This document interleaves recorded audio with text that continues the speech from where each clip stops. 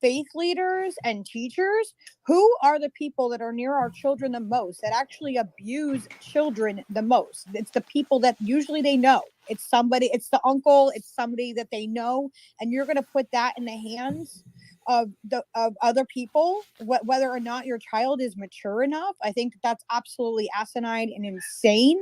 That is not like, that is just that blew my mind absolutely when I heard her say that. And being somebody that has, you know what I mean, dealt with things in the past and being abused and everything else, I'm completely blown away by the fact that that she would even say that.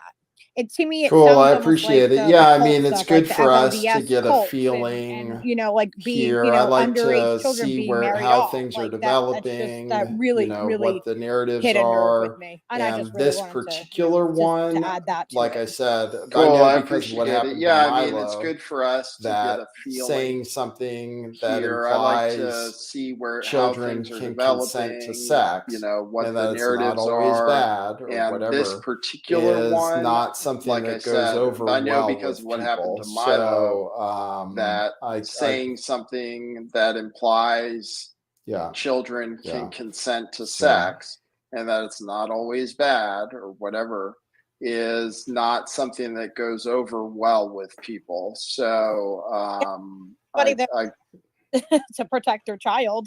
it really You is. know, Go ahead, Pink. so does everyone even know their neighbor? You're going to take your neighbor and say, "Oh, what do you think, if my, you know, can my child consent to this?" Like that just doesn't make any sense to me. That is absolutely just off the rails. it really is. But go ahead, Pink.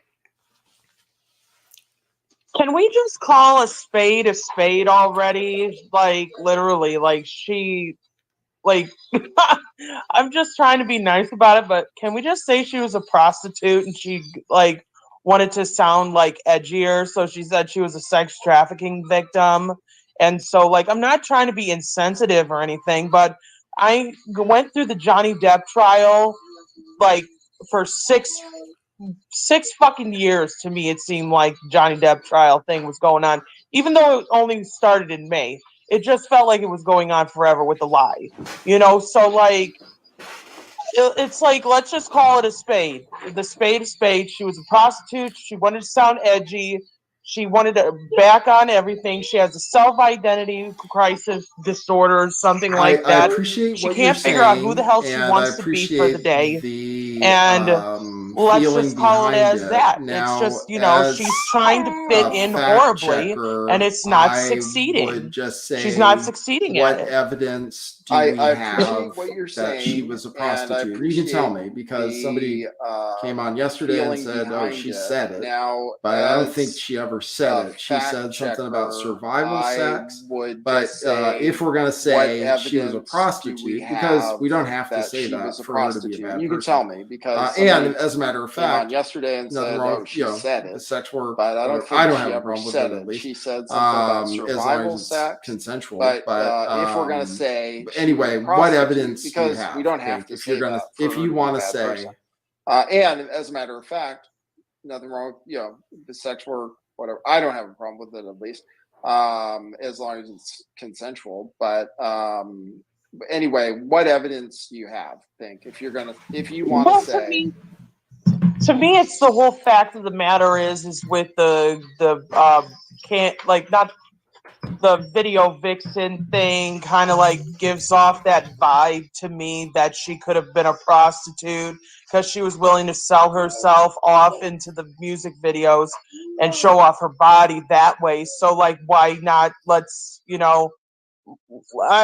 just a theory in my head technically, but it could be true. But the music videos say a lot, and stuff, and like it just shows that she was super comfortable to expose herself that way, then why not? it could be it could be right? a possibility.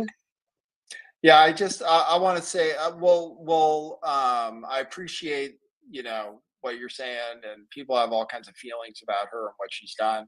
As far as we know, we don't know that she's confessed to having had sex for money or anything, although she did say that thing about survival sex and then didn't want to get into it. Like I said, if she did, if she did that and then claimed that it was abuse and she did it consensually, then obviously, she isn't a survivor of abuse. So, anyway, I appreciate it. Let's say we don't know if she was or not. She said something that kind of indicated maybe, and she still did some other stuff that we can definitely But pin her on. But she still has some kind of identity crisis situation going on because she doesn't even know how to figure out what name she wants to be for the day. Let's just put it that way too. Well, yeah, she does have a lot of aliases. So, all right, AC Skill, go ahead. Yeah, thanks, Nathan, for continuing to let me speak in these spaces. I'm a veritable no one on the internet, just trying to bring this to light.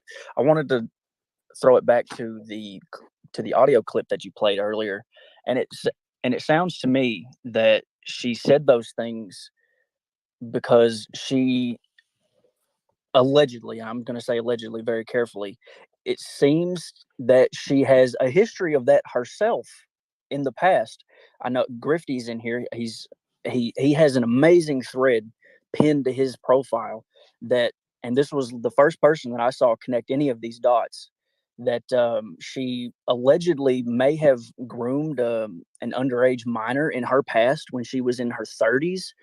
And I just wanted to uh, give Grifty a shout out for that, because he was literally the first person I ever saw connect any of those dots.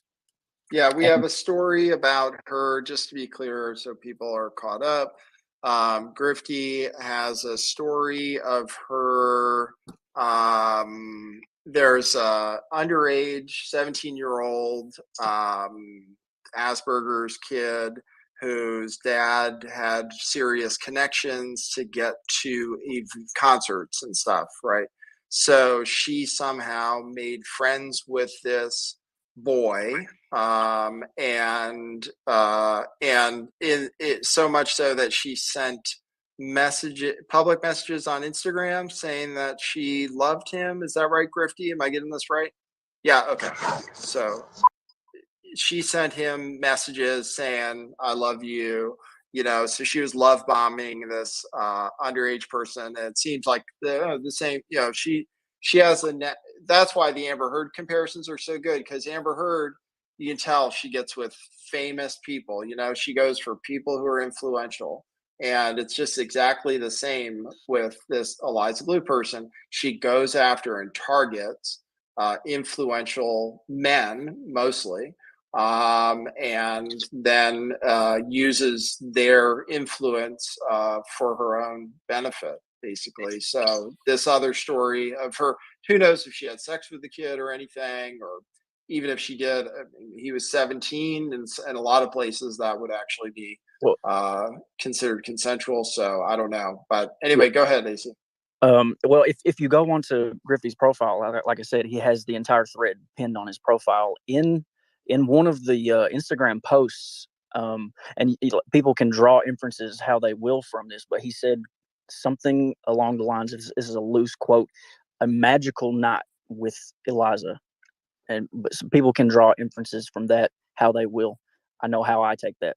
But also, I wanted to draw attention to something else concerning Grifty.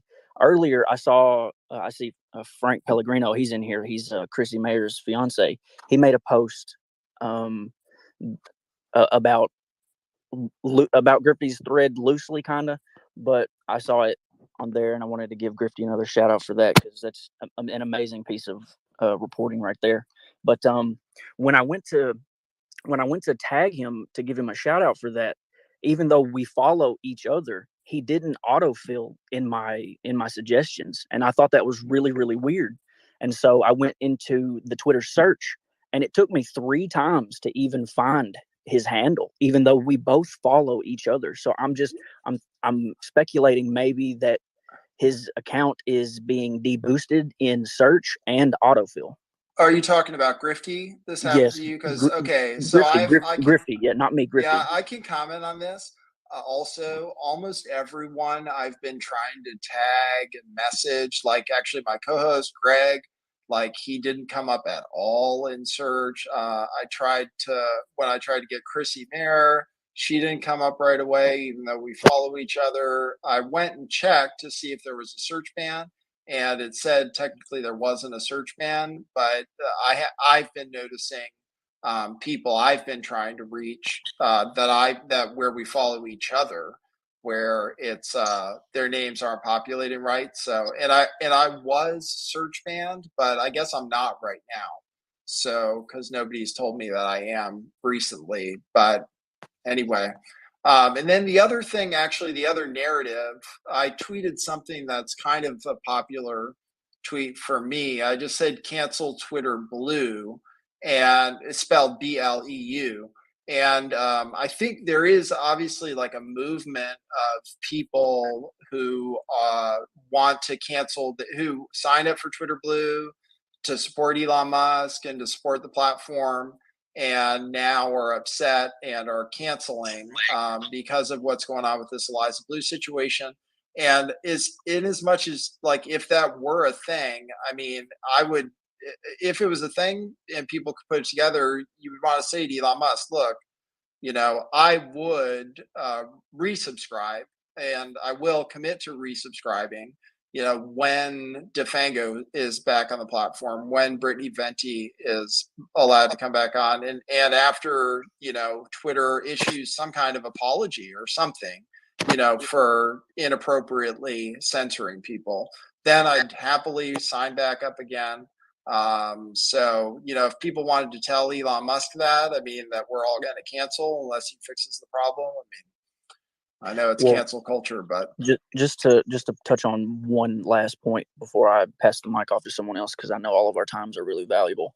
Like my account is very, very small, and I was really heavily considering getting Twitter Blue and supporting Elon when he took over because of his promises of putting free speech and free expression, like more centered in the conversation on Twitter.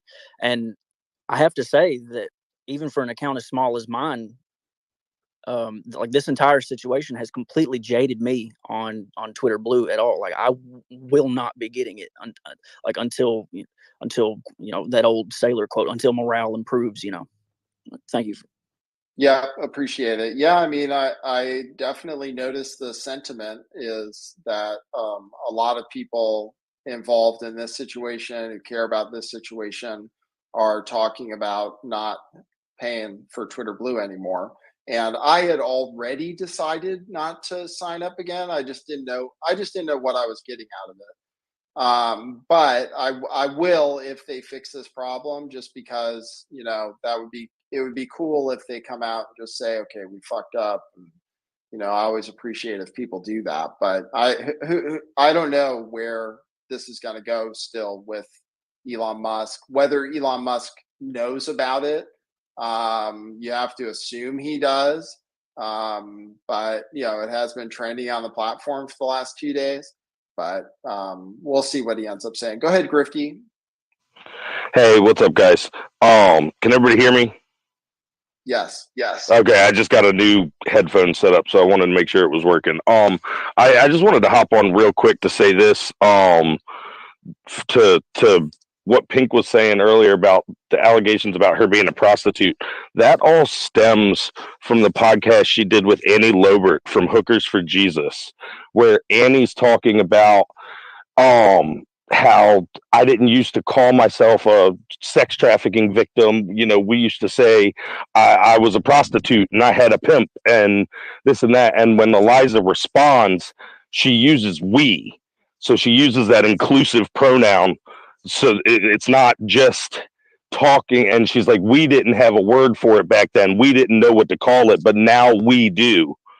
So that's where that's coming from.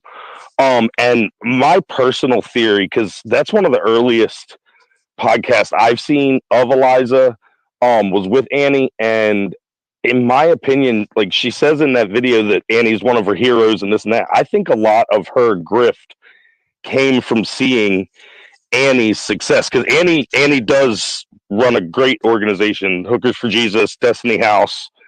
It's a legit organization to help sex trafficking victims, and I think that's maybe where she got the idea. You're saying she got the idea to say that she was a victim from this group? Is that what you're Yeah, because I think maybe she knew Annie. The way she says "we," the way I'm putting it together in my head, pure speculation. But she says "we" when Annie's talking about being a prostitute. So I think she maybe was a prostitute, and maybe they knew each other, which is how she ended up on Annie's podcast so early. And I think she saw Annie get out of the life, and it might have been for genuine reasons.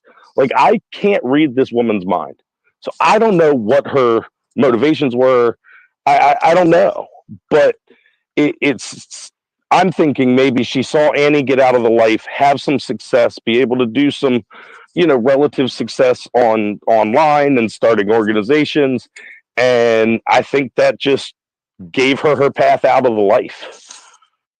Right. Well, this gets to what some people are saying, which is that she is changing the meaning of the word victim or survivor in some way. And some people are comparing it to the Andrew Tate stuff, which I don't know if is appropriate, but I understand some people do think is appropriate to compare, saying that she is trying to turn regret into abuse, right? She's trying to say that because she did some things that now looking back, she feels like she was taken advantage of or whatever. Whereas at the time, she was totally happy to do it. Now she's a survivor of abuse. And some people are concerned that like the meaning of survivor is changing because of what Eliza is doing to it. So, hey, Francis, go ahead. So, as far as Eliza Bleu goes, I feel like in maybe a month or two, we might not even be talking about her. At least not in the scale we are now. The issue for me is what the hell went on with Twitter, went on with Ella Irwin, Red State Media getting banned, Tim Pool keeping his mouth shut. All of these issues are more relevant to us going forward. Why we're not going to we're not going to give Elon any more of our money. What is going on? Elon has to know at this point. I mean, to suggest that he doesn't just seems ridiculous. So why is he not doing anything? What is going on in the big picture? I'm even hearing that Eliza has ties with attorneys that were involved with Jeffrey Epstein. That was a Robert Barnes exclusive, I guess, from last night. So there's a bigger picture here that we're not getting. And Eliza Bleu, to me, is going to be, I don't want to say dead. I mean, whatever. I don't wish anything bad upon her, but there's a bigger picture here. Yeah. So what were you saying that Barnes talking about Eliza, or what were you saying he said last night? Basically saying he's saying there is evidence she's basically involved with lawyers that were also involved with Jeffrey Epstein. Oh, okay. Is it Perkins Coy or? See, I wish I was a little more else prepared with that tidbit, but okay, that's cool. That's interesting to know. So yeah, we know. Yeah, Viva Frey came in here. He's interested in this topic. When he came in, he said that he's not interested in Eliza Blue's past at all, and just wants to focus on the censorship issue, which I can totally understand. However, the two things are kind of intertwined, which is why both of them come up at the same time. So go ahead, Pink.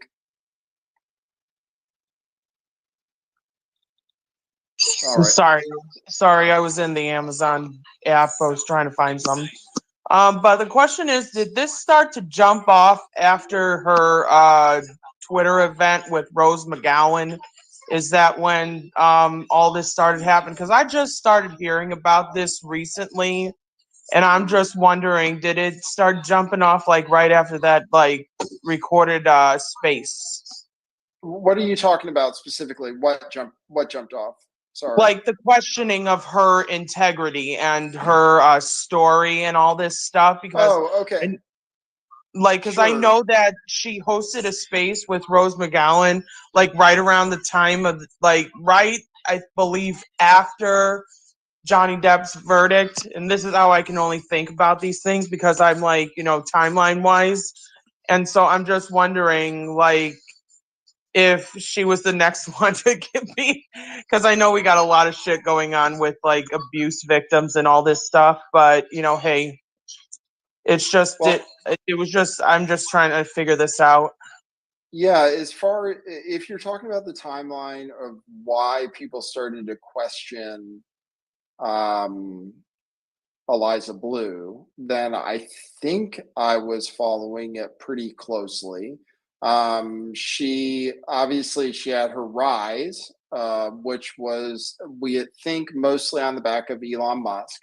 That it was that it was after Elon Musk started replying to her or retweeting her or whatever he did, that she started to gain a lot of followers and then a lot of influence. And then DeFango wrote a thread. I mean, an open secret. Gabe Hoffman, who I invited to this space, had some stuff that they put out about Eliza a while ago. I think maybe even in 2022 or a while ago. And then DeFango made his thread, and that thread ended up getting a lot of traction. And his thread, DeFango's original thread, mostly called into question the timeline, a lot of like the timeline of her abuse. I mean, the thing that stuck out to me about his thread was that she was not telling the truth about her age, basically. So at the time that she was supposedly being trafficked and when she moved to LA, and DeFango had some background. He's been a live streamer since like 1995, basically. So he's been around, he knew her from before, and he kind of had some insight. So that thread gained some popularity. But then really it was all, it was because Brittany Venti decided to screenshot a video, which was publicly available, which we now know that with like 99.9% certainty that Eliza Bleu consented to being in the video. And it was the fact that Brittany Venti got censored. That's the reason this whole thing blew up. It's literally like the definition of the Streisand effect. And somebody asked about what the Streisand effect was. And I heard somebody say somebody had like an aerial photo of Barbara Streisand's house published on some obscure website. And Barbara Streisand decided to sue him to take down the picture.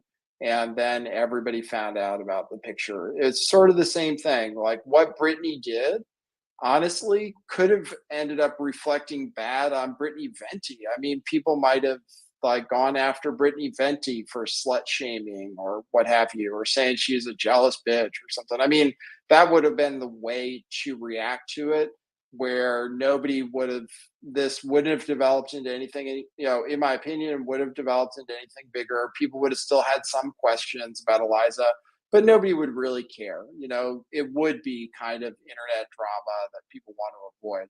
But it was the fact that she censored Brittany Venti and then the rest of the censorship after that made it turn into a huge thing. So, I mean, that's, as far as I can tell, the official version of how things happen. I don't know if there are conspiracy theories for, how this ended up being a big story, but that's as far as near as I can tell officially how. And then I have another question. I heard she has ties to politics. What does her father do? What kind of position in politics does he have? Greg might know this one because he's up to all the facts. Yeah, no. Her father, Richard Morthland. There's a lot of misinformation floating around about him. People are saying like he's a governor or something like that. No, as far as I know, he is a legislator in his state, legislator in Chicago, if I'm not mistaken. Relatively, just kind of run-of-the-mill state legislator. Nobody too big, but he's probably got okayish following in his respective state. Prior to that, like in the early 2010s or what have you, he was a city council member. But he is absolutely a state congressman. And even in his congressional bio, he notes his two daughters, one being Eliza, and I can't remember what the other her sister's name is. I don't know if it's like Beth or something like that. But no, she absolutely does have a father in politics.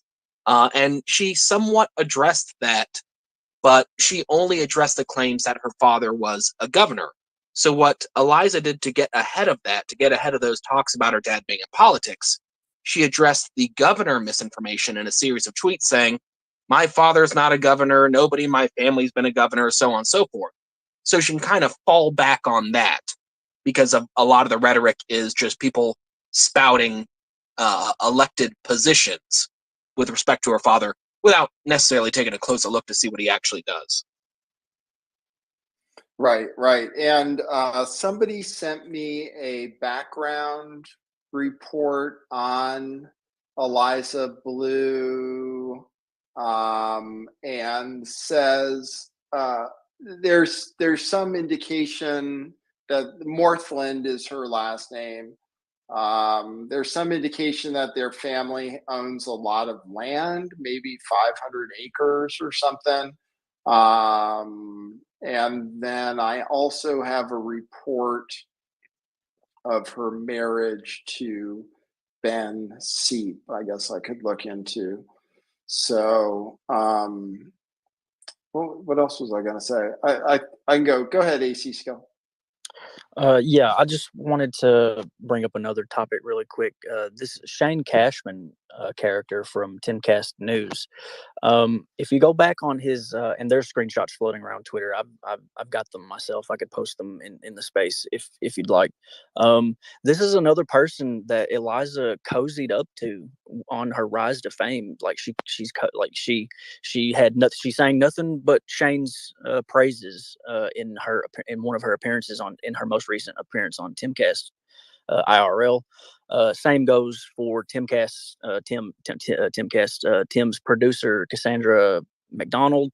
She is another person that Eliza like cozied up to on her rise to fame, and her reasoning for befriending Cassandra is without going into too many details about it because I don't know them.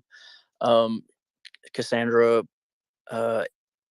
she put out there that there was a time in the recent past where Eliza quote unquote had her back during that time, and then so that she's gonna have her back through all of this. And so I just wanted to make people aware that perhaps Shane Cashman isn't the person most suitable to do a deep dive on Eliza because he has close personal connections with her. Yeah. I mean, that's basically everybody's got to wonder why she chose Timcast to do the interview and whether she would agree to do an interview where anybody asked her any tough questions, because in the past she's not agreed to do videos or interviews where people were going to ask her tough questions. So that's we'll see. I don't think for sure. It's a concern, really. Yeah, we'll see. It is a concern. We want to make sure that if somebody is going to cover it, that they're going to ask her the tough questions. And the fact that she has such a cozy relationship with Timcast makes it seem like that might not happen. So go ahead, Grifty. Hey, I just wanted to speak on a couple things. Hey, your mic is much lower than usual. Oh, sorry. And I can hear Is that myself. better? Yeah, it was better. Okay. So I just wanted to speak a little bit on what Greg was saying earlier, about the way she tweeted out, no one in my family's running for governor, no one's been governor. It was a little even more deceitful because her dad was actually running for lieutenant governor at the time. So it was like willful half speak to get around it, which, you know, we see that all the time in politics. So that's not unusual. And I have a report. Someone was helping me look some stuff up last night as far as their family. There's two separate deeds for the farm acreage, and the family home is actually across the street from the farm, and there's a recently pulled second mortgage on the house. So I don't know necessarily well off um how well off this is. I have a friend that works in private investigations, so he was kind of helping me dig a little bit. Yeah, right. Is she living on the family property? By the That's her way? most recent address. It's across the street from the farm. That's the most recent address they can find for her. Okay. All right. Well, we're getting somewhere on it. Go ahead, LG.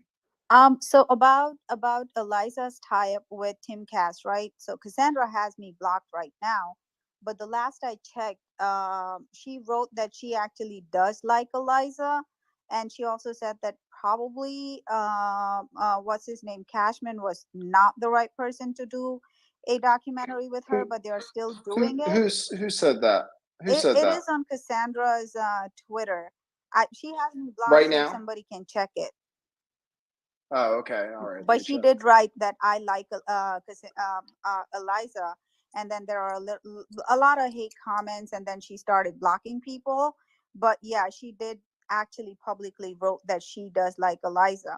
And other thing about Eliza, right? How she was banning accounts and stuff like that.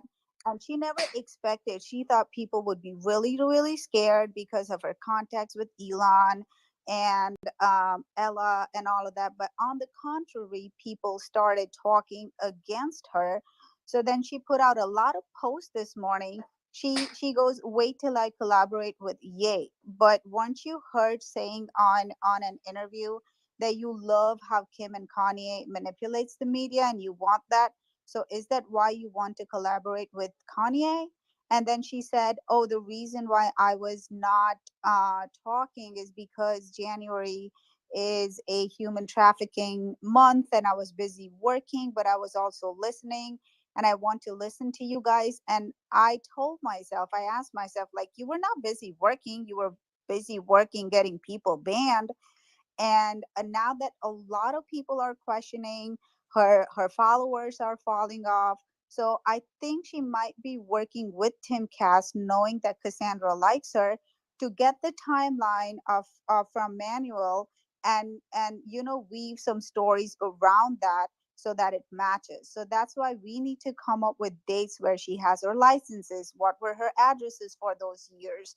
What did she do? So when she comes at us, we're already prepared to like counterattack and be like, nope, that's still wrong because based on your timeline that you try to create based on Defengo's timeline, it still does not match. And then she again put out a thirst tweet on Elon. It's like, oh, people are using me to pull Elon down. It's like, what do you think you are? Nobody's using you to pull Elon down. If he goes down, it's on him, but don't take that credit. You don't deserve it. So that's what I wanted to say about Eliza and my thoughts from this morning.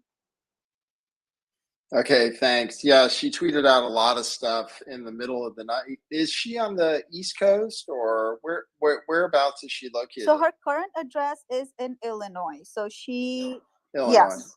Midwest. Yes. Yeah, okay. So yeah, she was tweeting out like in the middle of the night last night a whole thread of stuff, including that she's going to collaborate with Ye, including that she loves Jesus, including Full Jack a Murphy. bunch of other stuff. Yeah, yeah. Is that what Jack Murphy did to you? I was Oh gonna yeah, say I was like, he went on a Jesus screed after he got Oh, exposed really? bad. So I God. think, I mean, it's just so uh-huh. predictable, right? I think when they start talking about Jesus, a lot of people feel bad that, okay, she found something good and she's on the right path. But remember, when Job, anybody who's a Christian, like when Job was persecuted, it was Satan who did that, and God knew about it. So it's like Satan also goes to God. It's no big deal when she says about, oh, I love Jesus, I was scared to talk about it, but now I can say, no, you just want sympathy, but people know better. Yeah. Yeah. Go ahead, Griftcast. Oh, Griftcast. IRL. I know the Griftcast. Hey, what's up, man? Yeah, I'm just saying this has been a really great space so far. There are some people out there that are saying that they're having trouble finding the space. So if you could take the time now, if you're in here and share this out to your friends, just retweet it real quick or whatever so that, people can see it. Because I've noticed some folks over here in the YouTube land after, I'm out here grifting on this whole entire situation. So, I just want to say, make sure you guys are sharing it. Make sure you're keeping it clean. That's all I gotta say. Thank you very much. Oh, all right. Thanks. Yeah, I'm not the best at self promotion historically. I did reach out specifically to some people that I thought would be good to get on the stream. But obviously, if people come in, it's better. And yeah, I would talk. And, Cassandra, everybody's on Twitter right now. That's why I thought it was funny to go. Cassandra's tweeting on Twitter right now. The Quartering is tweeting right now. So I put out, I put out a link to the Quartering and stuff. But if we could get some of those people to comment, people who are on Twitter who are involved in this, then that would be, that would be great. I'd be happy to talk to them. By the way, I noticed that there were a couple of people that were trying to get in and were having trouble to getting in. I'm not sure what that's all about. But I would just say that make sure that you guys go definitely check out Nathan Sloatman on YouTube. Lift the Veil. Obviously, he's got to buy a coffee too. He's working hard out over here, setting up this space. So make sure you guys are going out there, sharing some love. Thanks for that. Yeah, I saw a Griftcast getting his grift on today. I haven't been getting my grift on particularly well because people don't seem to grift on Twitter Spaces. So, but if you want to support the grift, I do appreciate it. I put up my buy me a coffee on my timeline, so you can check it out. You can drop a coffee. You can leave a note. I'll read it. So, and that is how I get support for stuff. So if people help me out, that's great. It really goes a long way. Go ahead, Lisa. Hey, can you hear me? Yep. I just wanted to mention, I'm not sure if it's been touched on. Somebody before mentioned a Twitter Spaces that Miss Blue was a part of. I was new to Twitter. I just joined when Elon. Well, I just rejoined when Elon took over, and I didn't know what Spaces was, and I just was like clicking and listening, and I ended up on the Spaces that where she, I think it was after Open Source's post where she kind of addressed it.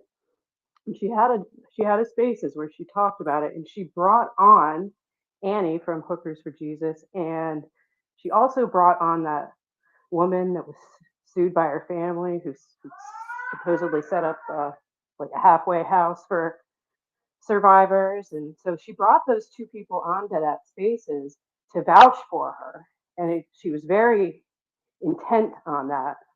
And I remember hearing it. I don't know if anybody's judged that up and listened to it. It was quite a long one, but I just wanted to bring it up in case it hadn't fallen on anybody's radar. And it was before any Brittany's posts, so it wasn't on mine. I wasn't really paying attention. Again, I didn't really know what Spaces was. So yeah, I just wanted to mention that if it hadn't been brought up, that she she tried, it's the same answers that we're still getting. It wasn't any further clarification, but I know that it was a topic that a bunch of people were a part of. So there might be little crumbs in that conversation. If it was recorded, I don't know. And took place sometime in December, I believe. So I just wanted to bring that up. That's all. Thanks, guys, for what Okay. you're doing. Yeah, you're talking about a Spaces conversation between Elon Musk and the new Amber Heard. Now I almost want to call her Amber Heard, but Eliza Bleu. So yeah, I didn't hear that Spaces. I heard Eliza Bleu in other Spaces before. So I was. Don't give her that wench's name. Oh, I hate Amber. Go ahead, AC. I just wanted to ask you and Greg. I wanted to ask you this as well. Have you guys had a chance to go through the Lauren Chen video that she did, the one that just Sebastian Gorka retweeted out last night? No, personally, I have not. Unfortunately, like with Eliza, there's countless hours of videos, and I even found some deep cuts of early podcast appearances. I'm like, man, this is a lot of stuff to digest while I'm still trying to have to do investigative journalism for my company. So no, I haven't seen the Lauren Chen one yet. Oh well, it's a great video. She doesn't go into the it's like she doesn't go into some of the more, shall we say, seedier aspects of the story that have come to light recently. Shout out again once to Grifty for that amazing thread. Check that out if you if you haven't seen it. But towards the end, but the reason I mentioned the Lauren Chen video is towards the end of it, she makes some remarks towards in regards to Eliza and Elon's potential not relationship, but like between two romantically involved people, but just a relationship in general. And so I think Eliza saw that video because Sebastian Gorka is not a small account, and neither is Lauren Chen either.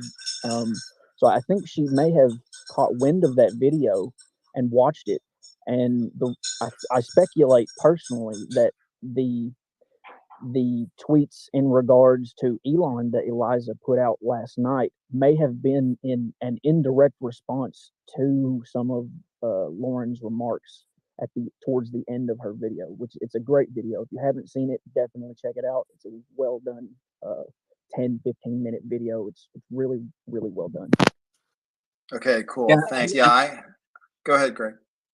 Oh yeah, I was just going to provide a little context for those in the room, because I know in the space right now we have approximately 175 people. So for those who may not be cognizant, I'll provide a little bit of context. Eliza, particularly like throughout 2020, really shopped herself around to anybody that would let her be on a podcast. So you'll see creators that you never heard of in conjunction with some larger platforms throughout 2020, 2021, 2022. She shopped herself around to anybody and everybody who would potentially give herself a platform. So we only know about the things that she appeared on. And there's a lot of them. There are a lot of podcasts that she's put herself on, even ones that are just audio-based podcasts. We have no idea how many people she propositioned, but she has shown or has demonstrated a willingness to habitually shop herself around and will, jump on anybody who bites. But she only does rank writing. So she won't go on a lower platform once she excels past a certain platform, if that makes any sense. It definitely makes sense, because I know, as somebody who doesn't have a huge platform, how hard it is to get certain people to even acknowledge your existence. And so, but that's the way it goes. DeFango knows, and everybody knows that when you're a small creator, It's hard to get people to come on your show, but then when I've been a bigger creator too. I had 100,000 YouTube subscribers at one point before they deleted me. So I knew I would have people contacting me then asking me to come on the show. So I know what that's like. People who are trying to shop themselves around and tell you they have some story to tell. So, but yeah, we saw her specifically reaching out to Lex Friedman trying to date him.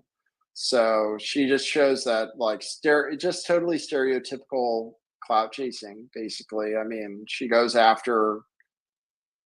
I'm surprised there's no evidence of her trying to go after Joe Rogan, and maybe there is. I mean, you would think that that would be the number one spot that you could get. So go ahead, Sunshine. You just got in.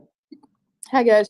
Yeah, I've been in on these spaces a number of different times.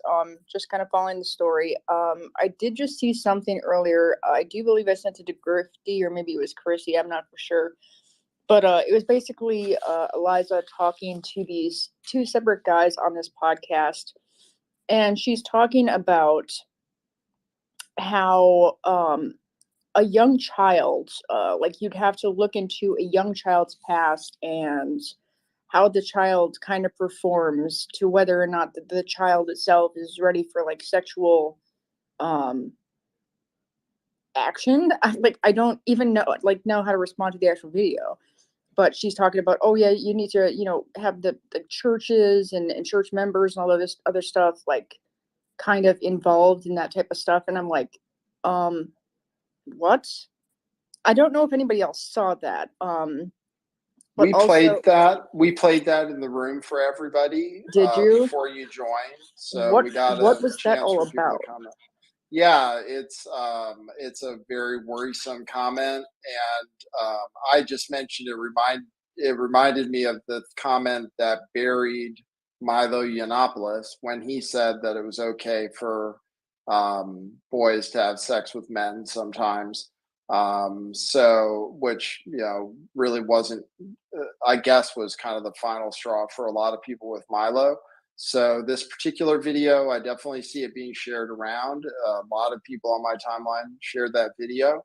So, and yeah, I find it, well, it's going to be disturbing for people who are like child advocates who say that children can't consent to sex. They're going to disagree with what she said there. It was just very, totally 100% bizarre, for her to say that. So, Yeah. I'm sorry, I don't mean to interrupt. The only thing I'm going to interject to that is a lot for anybody who thinks like it's. I mean, everybody knows the law. It differs in different states and stuff like that. To whether someone can consent and stuff like that, and pretty much consent boils down to if you say no, it is no. But with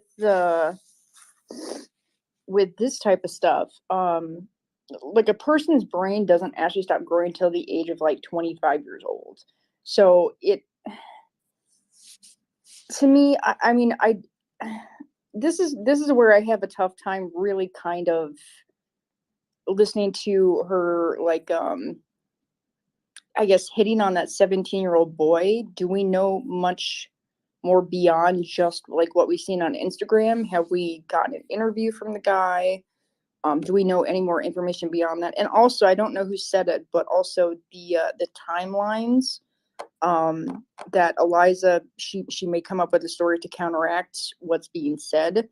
If we have something to counteract what she's saying, whatever may come out, it may be helpful to, I guess, our side of the story. right. Helpful for us to have our restate what you just said, Sunshine, just so I understand. Basically, whatever she said, like to have a timeline. So if Eliza goes on this Timcast, and let's say it's a puff piece, and let's say Shane Cashman, which I think is weird, like if she was trafficked, especially by guys, it's weird to me that she would feel more comfortable having be her interviewer.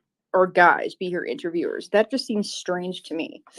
But whatever she puts out in her timeline, or like let's say she goes back and she looks at all of her like what she said, and she kind of weaves a story around what she said in the past.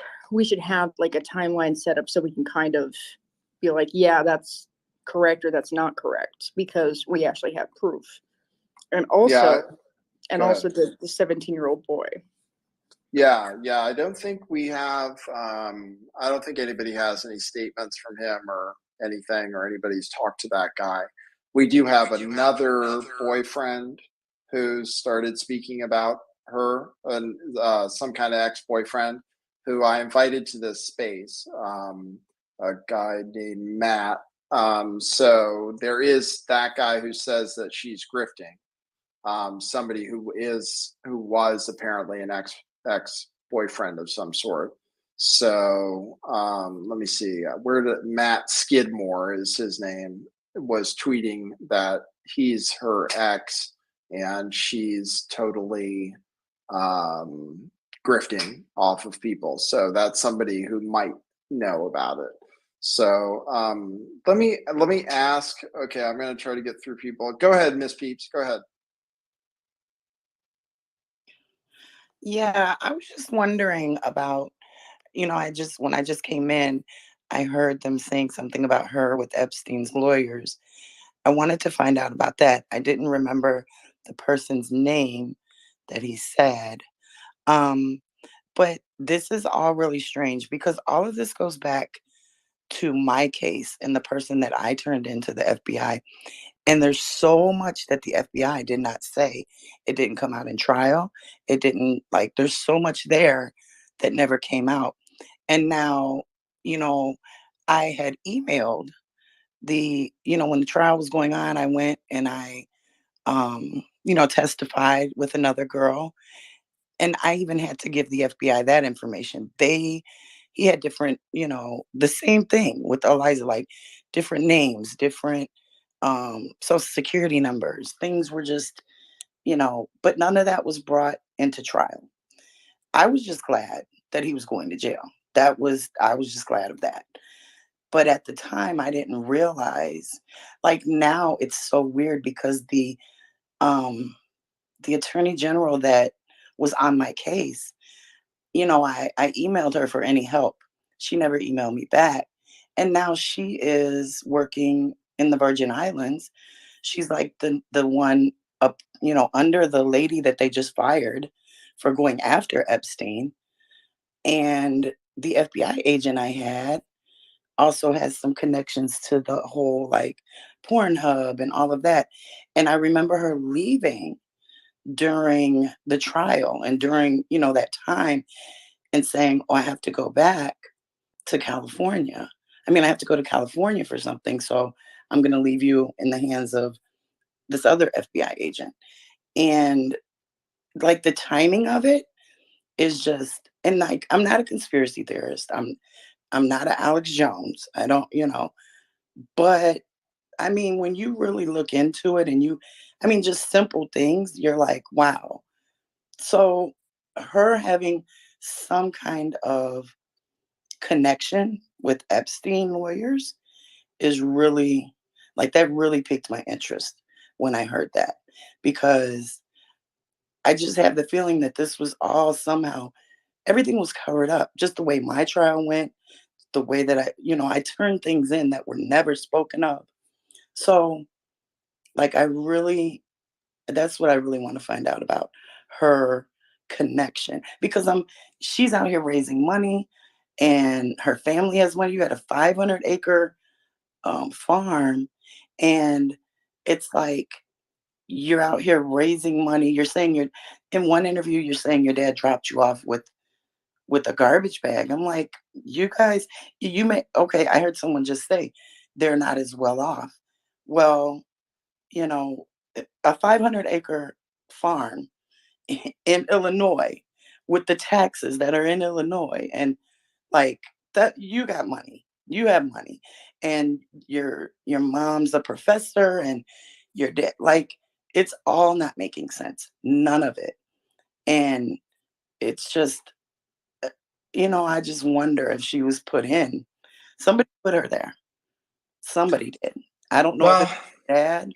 That's just how I look at it. Somebody, yeah, I mean that's the conspiracy angle on it, right? Which people always think yeah, of when anybody becomes popular. So, I mean, yeah, I can understand. I can understand where people would want to wonder, oh, was this organic? Did she really create it herself? And we have a pretty clear history of her. We have a pretty clear history of her seeking out influential people, riding off of their fame. mhm. So I think the story of her rise into fame organically is believable. I'm a conspiracy theorist, but I think her rise to fame is believable based on the fact that she wanted to be famous. She picked the right thing to be, which was like a survivor of sex trafficking as her kind of clout, and she was able to use that successfully. And then maybe this unforeseen thing happened where Elon Musk found out about her, and then she became integrated with Twitter trust and safety and stuff. That's But strange yeah, to me too. The whole Elon Musk thing is like, because I never knew who she was. And I happened to see her a tweet on the For You page. And I posted it, and then it's like the next day she's with Elon Musk. I'm like, wow. So, there's another thing with the World Star Hip Hop thing. I'm into hip hop. I've always been into hip hop. And a big thing in that industry is they don't usually pay you, especially somebody like her. Now they may pay an artist, but you usually pay for that. You usually pay for, um, getting put on, as you would say, or being, getting some viewership of that audience. So that's strange to me too. I can understand maybe why, because the owner is not. I mean, he passed away. So in the time period that probably she was around, maybe she did the deal with him. But usually you pay for that. you're Um, saying usually you pay to be in a music video, but she's an not, attractive woman. I mean, I'm sure it makes sense to me that she would have been paid for a performance. I mean, I would be surprised if they if actually they were, if if it was with other ladies, I understand that. But this is just focused on her. This was put out there to just focus on her. You understand what I'm saying? Like, when a video vixen, they do, they're in a lot of videos. Yeah, that's true. But this one particular video was just focused on her. It wasn't focused on the song. It wasn't focused on anything else. It was just to put her out there. So, I mean, well, maybe she was sleeping with the director. You never know, right? never know. I don't know. But I know, I'm just interested in how this is going to go back, what them saying about Epstein and um, the whole Kanye thing. It's all weird. I mean, Yeah. and it's just trying to figure it all out. And I don't think this Timcast thing is. I personally don't think it's gonna give any answers, because Shane is the one that was on the show with her and defending everything she was saying. And Tim had the time right there to ask her the hard questions, because it was already starting to bubble when she went on that show. Yeah, And, I had DeFango on my show before she was on Timcast. I mhm, already knew that people were questioning her past before mhm. she was on Timcast. So, But okay, that's enough. I'm sorry to take all everybody's time. right. Thanks, Miss Peeps. Thank Appreciate it. you. Good hearing from you. I'm going to call on a few people I've never heard from before, who asked to come up. So please be entertaining. Go ahead, Suleiman. Thanks for having me, Nathan. So I'll explain to you my thoughts, and then I've got a view on it. So in terms of Eliza Bleu, my interaction with her was on a Twitter space, because she's representing two of the women in the Tate case, which I'm researching. And so in terms of Eliza Blue, I did research into her, and I was gonna write a thread on her, and then I changed my mind because as I'm assuming a lot of people have said on this thread, on this space, because I've just joined it, a lot of things didn't add up. But I decided against it because I thought, I don't really want to come across as attacking someone who is representing the women. It might come across as disingenuous, so I left it. Now, in terms of Eliza Blue herself, and for me, the biggest concern is this, and I'm sure you guys might have talked about it before I came on, so I apologize if I'm repeating. Basically the level of power she's holding in terms of being able to ban people. So you had a scenario in the previous Twitter regime where people complained about the way it was run, and people on the right were like, "Oh, it's not fair. There's FBI involvement. We had the Twitter files and so on and so forth." But I would say this is much more concerning, because if an individual yields this level of power where she can get people banned, many people have been blocked. I know, for example, Andrew Tate was shadow banned for a considerable amount of time, and the only link to that is Eliza Blue representing the two women, the two alleged victims. And then we have a number of people who are banned, such as Quartering and so on and so forth. So my issue is this, that if anything, this current regime is more concerning, because if an individual yields this level of power and the policy and procedure is changing based on the individual, because the VP came out on a thread and posted it roughly simultaneously or around the same time as Eliza Blue was posting, that for me is of greater concern than maybe even what was happening in the past, even though what was happening in the past was really bad. Because when you give power to an individual, they can use that power in a negative way. And also it demonstrates that my main problem, what I had with this entire new regime, which was meant to be a bastion of change, which is that there doesn't seem to be any policy or procedure. And we saw that with the year banning. Now, you can ban year, no problem. If you don't believe in absolute free speech, that's not a problem as well. But you need to demonstrate what parameters you're following and then apply those parameters completely throughout Twitter. So I know, I can give my own example. I get much more Islamophobia on my tweets, especially when I post about Tate.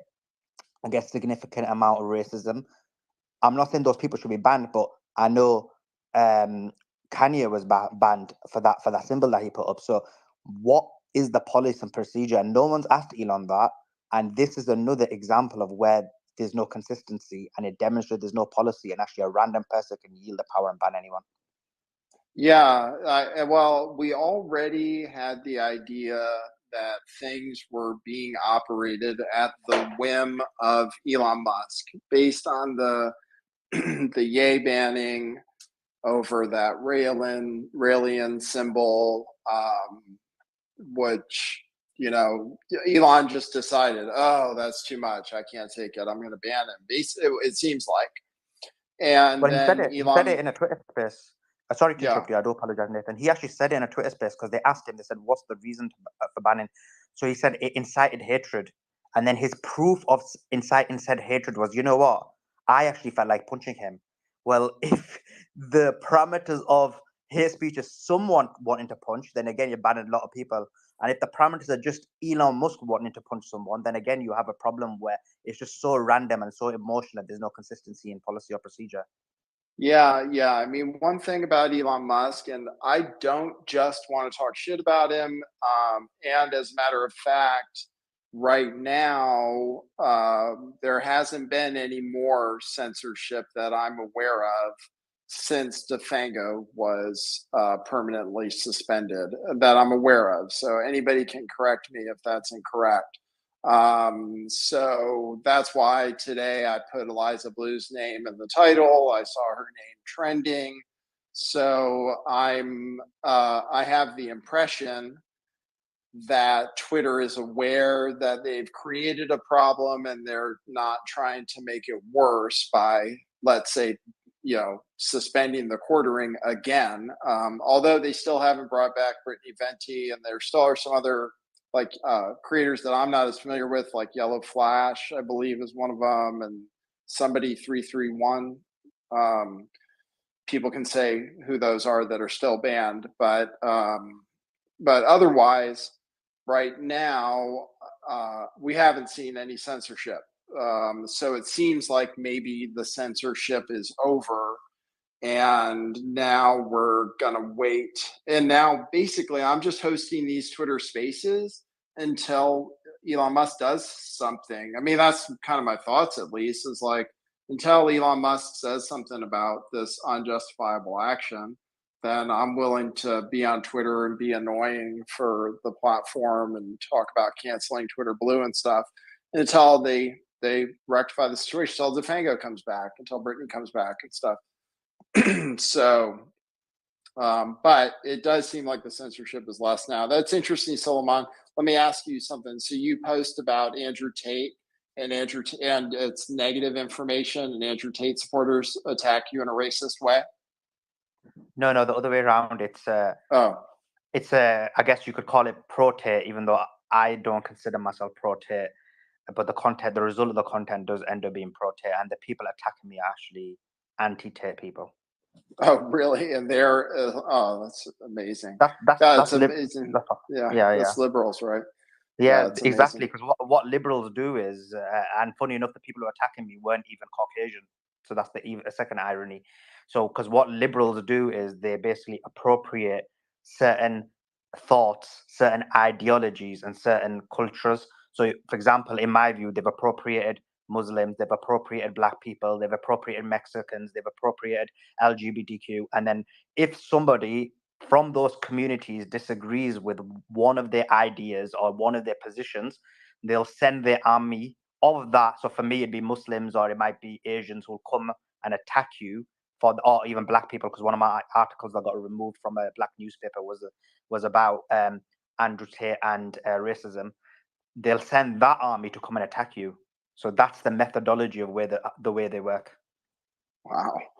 Well, yeah, you're suffering the after effect of the spread of the concept of silence is violence. You heard that a lot during like the uprising of like BLM and stuff like that, or I don't want to say uprising, but like the emergence of BLM into the pop culture. There was the coined term silence is violence, where it doesn't necessarily mean you have to be silent, but even if you present yourself as remotely neutral on a subject, because I'm with respect to Andrew Tate, like I'm an Andrew Tate neutral. I don't know too much about him. Like, I see like the topical information that comes out, and I've poked around and seen some of the things that he said. Some of the more like general truthism, some of the pro men or pro masculinity things, and I've seen other things where it's like kind of like, that's not something I would necessarily say. But even if you come out as neutral, there are just unfortunately bad actors that encompass portions of the far or fringe left that take someone's neutrality or even someone's minute stance in favor of something that they oppose, and they just completely weaponize that. It's like, like I said, it's the silence is violence thing. It's like, if you're not actively anti-racist or what have you, then you are racist type of thing. It's that type of thought process and methodology in action. And as you so explained, it transcends a number of topics. I totally agree, because the idea is that it's the liberal order, which to an extent you can maybe link the Democratic Party, who basically decide if you're going to be accepted into your own culture. So do you remember the famous line of was it Samuel L. Jackson? I can't remember. No, it was Morgan Freeman. I can't remember saying to basically calling Justin Thomas basically Uncle Tom. Or you had, for example, Biden telling Black people that if you don't vote for his party, you ain't Black. So this is the level of liberal, this is a demonstration of liberal ideology where they decide if you should be accepted by your own culture and society. And yet they use that same culture and society's empathy to be able to gain traction and gain control over everyone. Yeah. Let me get to Justin. I haven't heard from you before. Go ahead, man. Yeah, just real quick, mic test. Can y'all hear me? Yes, sir. Good deal, good deal. I just wanted to add some context to the relationship between Eliza and Cassandra. At some point in time, I'm not a 4chan autist, so I don't have the dates and the paperwork available to share, but at some point in time, somebody had leaked a bunch of nudes of Cassandra. And after that point in time, whether as a shoulder to cry on or as an outlet to get connected with like lawyers or something, Eliza assisted Cassandra through that, and she ended up winning a revenge porn court case. So that's why they're so tight, is because of Cassandra's leaked nudes and Eliza being the homie for her during that time frame. That's literally all I had to add. Thanks, Justin. That's good context. Yeah, I didn't know what the nature of the relationship was. I had heard something about pictures of Cassandra's boobs ending up somewhere and her being upset about it. So Oh, that's it was interesting. more than that. They're still out there. They're spicy. Oh, really? Yeah.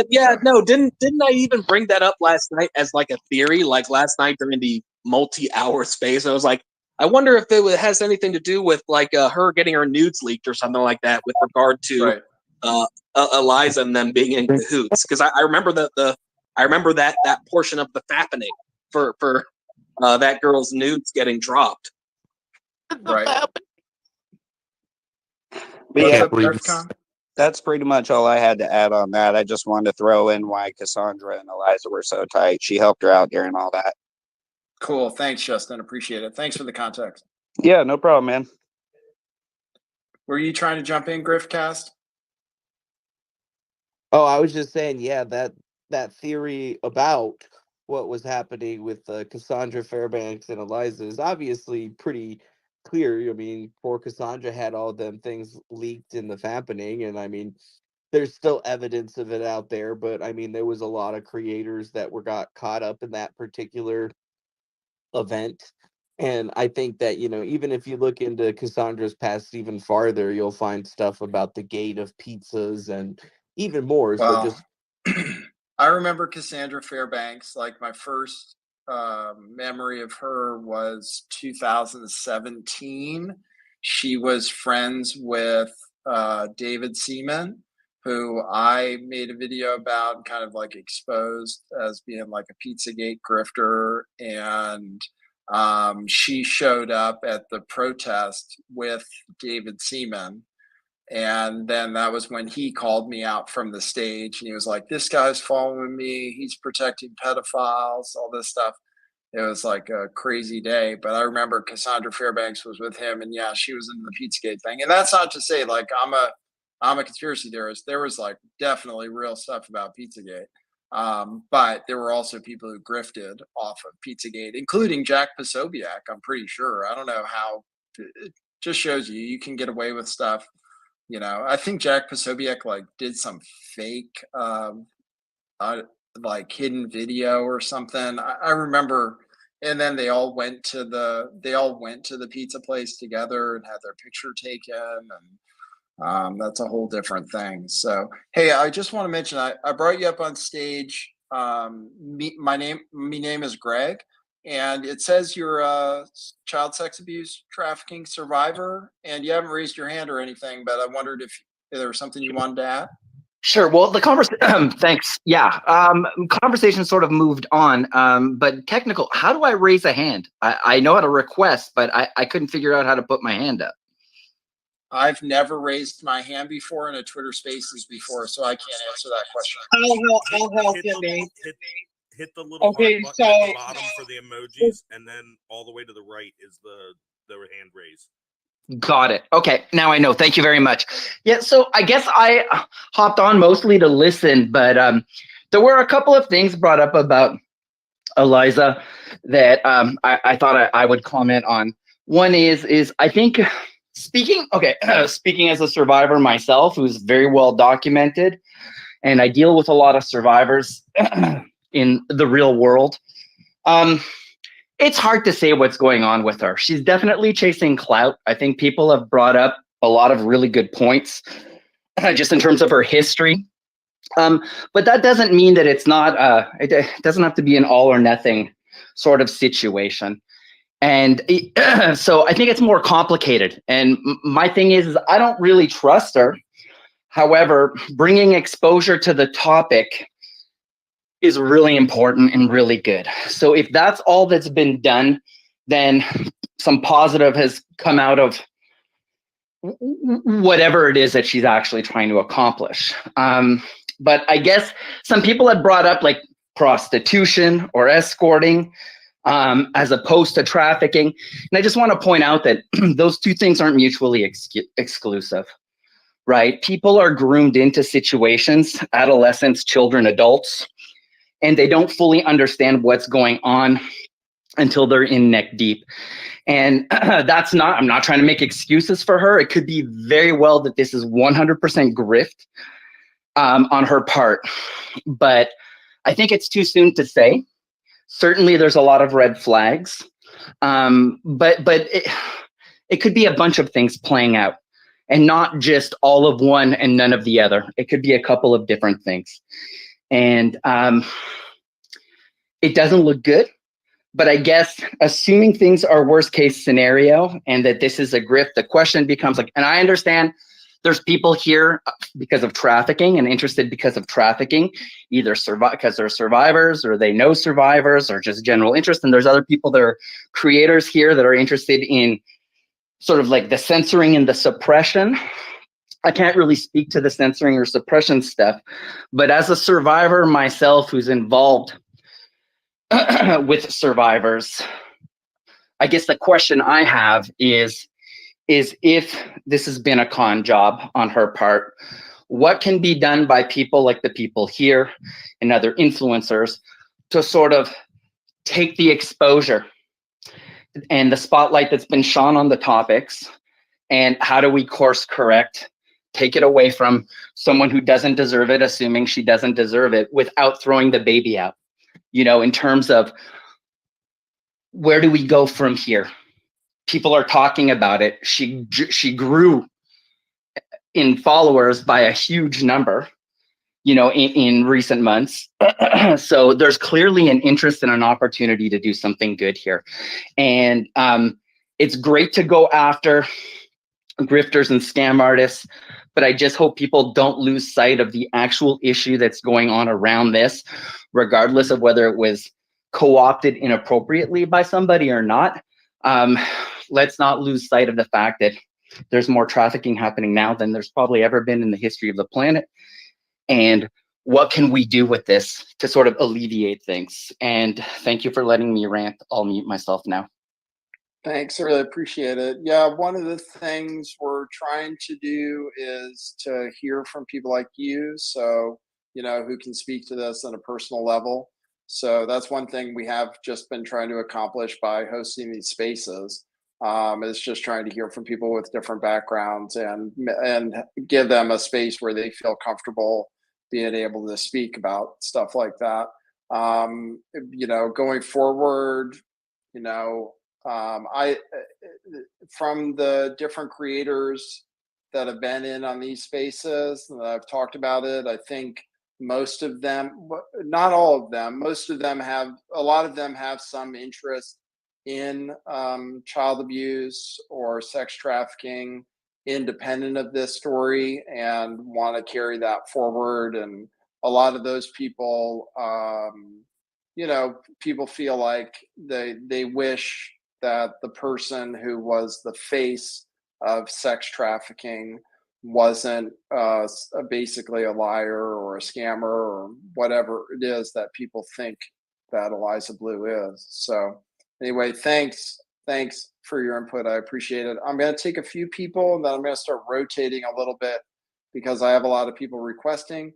Still interested in hearing from, you know, influential people on this issue, like the quartering and stuff. So make sure you are sharing this out there. We are getting people tuned in. So we want to hear from people who have stuff to say about this. But let me get a few people out of the room and start cycling some people through. So Miss Peeps, I see you off mute. Are you? I just wanted to say something really quick. Yeah. To the person that was talking about the Tate case. What's really strange is that she is saying that she is you know, advocating for some of the Andrew Tate um, survivors. What's weird is Elon just posted something that is kind of in favor of Andrew Tate. If that's how I took it anyway, when something about wrestling and seeing that Andrew Tate might be out pretty soon or something, him thinking that, I don't know. I just took it as maybe him being in favor of the Tate case. And then I also wanted to say, we've really gotten into, I think with the Me Too movement, we've really gotten into thinking that women cannot be overly manipulative. And that's something that we have to work on, because I've seen women that are more manipulative than any man I've met. And I've met some really manipulative men.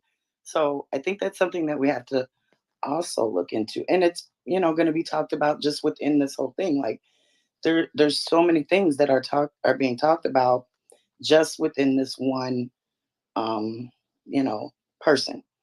So that's all I wanted to say. But thanks, Miss Peeps. Yeah, thank Nathan, do you want me to answer? Yeah, go ahead. Yeah, thank you.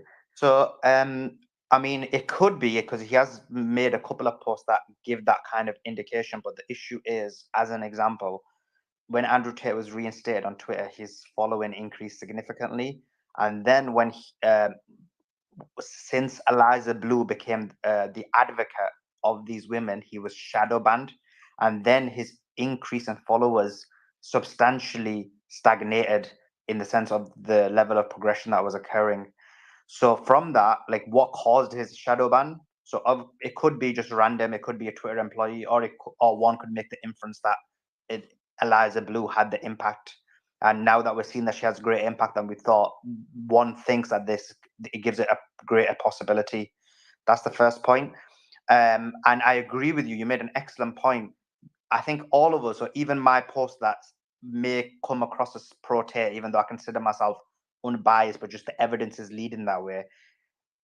The point is this: we can never have a world where we believe all women, and we can never have a world where all men are innocent.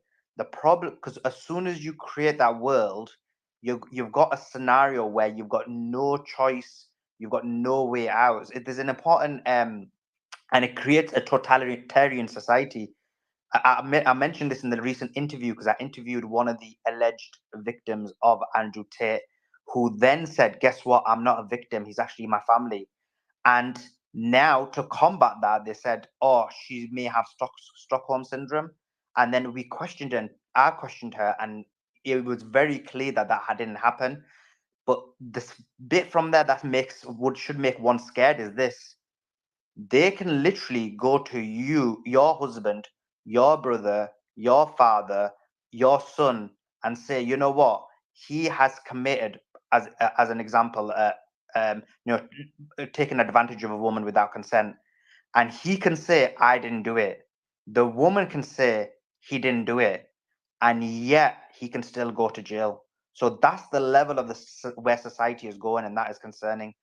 Just last question I've got for everyone here is this: in my there was a video, and I did retweet this, where Eliza Bleu is given an example of the trafficking that she endured, and she basically equates it to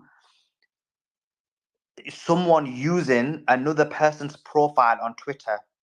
And she says that's an exact, so someone used her profile on Twitter and then talked to people or wherever it may be, and she said that's an example of her being human trafficked. Now my question is this: obviously that's a ridiculous notion, but my question is this: was that out of context, or is that actually her claim? Do you think that her claim was she making an example, or was she actually talking about something that actually happened? Is what you're saying, right? I can answer my opinion on that. Okay, go ahead, She was Summer. talking about something that happened, but I want to know if it's out of context. Yeah, sorry, go ahead, Summer. Yeah, Solomon. I mean, I think we both commented on the same video that you're referencing, and her definition of trafficking was so broad. It's as broad as the flipping River Thames. That's how broad it was. It was like literally someone uses your picture online, that's it, it's trafficking. It's completely absurd. And I agree with a lot of the remarks others have said that since Me Too, the application of what is deemed to be exploitation of women has gone too far now. And I think also there's like this, because men are physically more, they're built stronger than women. I think a lot of men do feel this thing where they have to protect women, but you have to remember that, like the lady just said, there's a lot of women who fabricate things because they want revenge, for example, or they want money, or they want fame. Human beings, whether they're male or female, they're capable of evil, they're capable of manipulation. So this is why it's so important to number one, assess the claims that are made under a proper process, and number two, let the evidence be thoroughly examined. And you cannot thoroughly examine evidence if a process is not undertaken. And this actually feeds into what's happening with Andrew Tate. Now, in relation to Andrew Tate, my stance has always been innocent until proven guilty. If there's evidence that he's done some crime, irrefutable evidence, clear evidence, fine. But what I don't like is that I can see there's an agenda. I can see people using the situation to exploit it for their own notoriety and to basically fill their own pockets and make a name for themselves. And I've mapped the things that I think are going on, which work into this agenda. So everyone needs to be discerning and look at who gains from certain situations, and whether you think that the standards or the ethos that they're working by is reasonable, or it just favors their situation. And in coming to the Elon Musk point, the lady who just spoke about Elon Musk, making some kind of protest. And Elon Musk is a very intelligent man. Okay, he is never going to let you pin him down on what he's actually thinking. He may give you shades of what he's thinking, but he will then counterbalance it with something else that's in complete prima facie is in complete contradiction to what he just said. And he does that deliberately, and he's smart to do it, because as soon as people can pin down his positions on things, that's when he can be properly attacked. So I wouldn't give much credence to the tweets that he makes. Half the time he's joking or being sarcastic, or kind of just like mildly trolling people. So yeah, I think everyone needs to be smart and just say, look, is this logical? Is it right that a woman should be able to character assassinate somebody without the full evidence, without robustly going into things?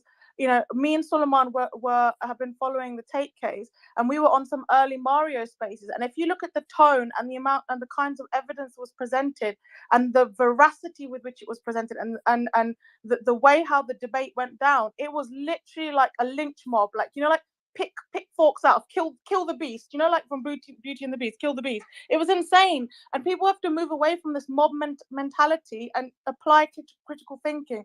And I just hope that that's what happens, because I think that there isn't enough balance in the world right now. And that's it for me. Let me provide some balance to this spaces, because I have a different opinion about Andrew Tate. So I appreciate that people support Andrew Tate and stuff. Officially, Andrew Tate had some women do interviews where they said they were raped or abused by Tate. He's on voice messages saying he likes to rape and that he likes to choke and that he liked doing it to somebody who didn't like it. And she told the story to an interviewer of exactly that thing happening. So to me, it's a much different story than Eliza Bleu's, trafficking story, because, like Andrew Tate admitted to using the lover boy method, which in some places is illegal. So, in that sense. So anyway, that's just to provide some balance. You just said the key point.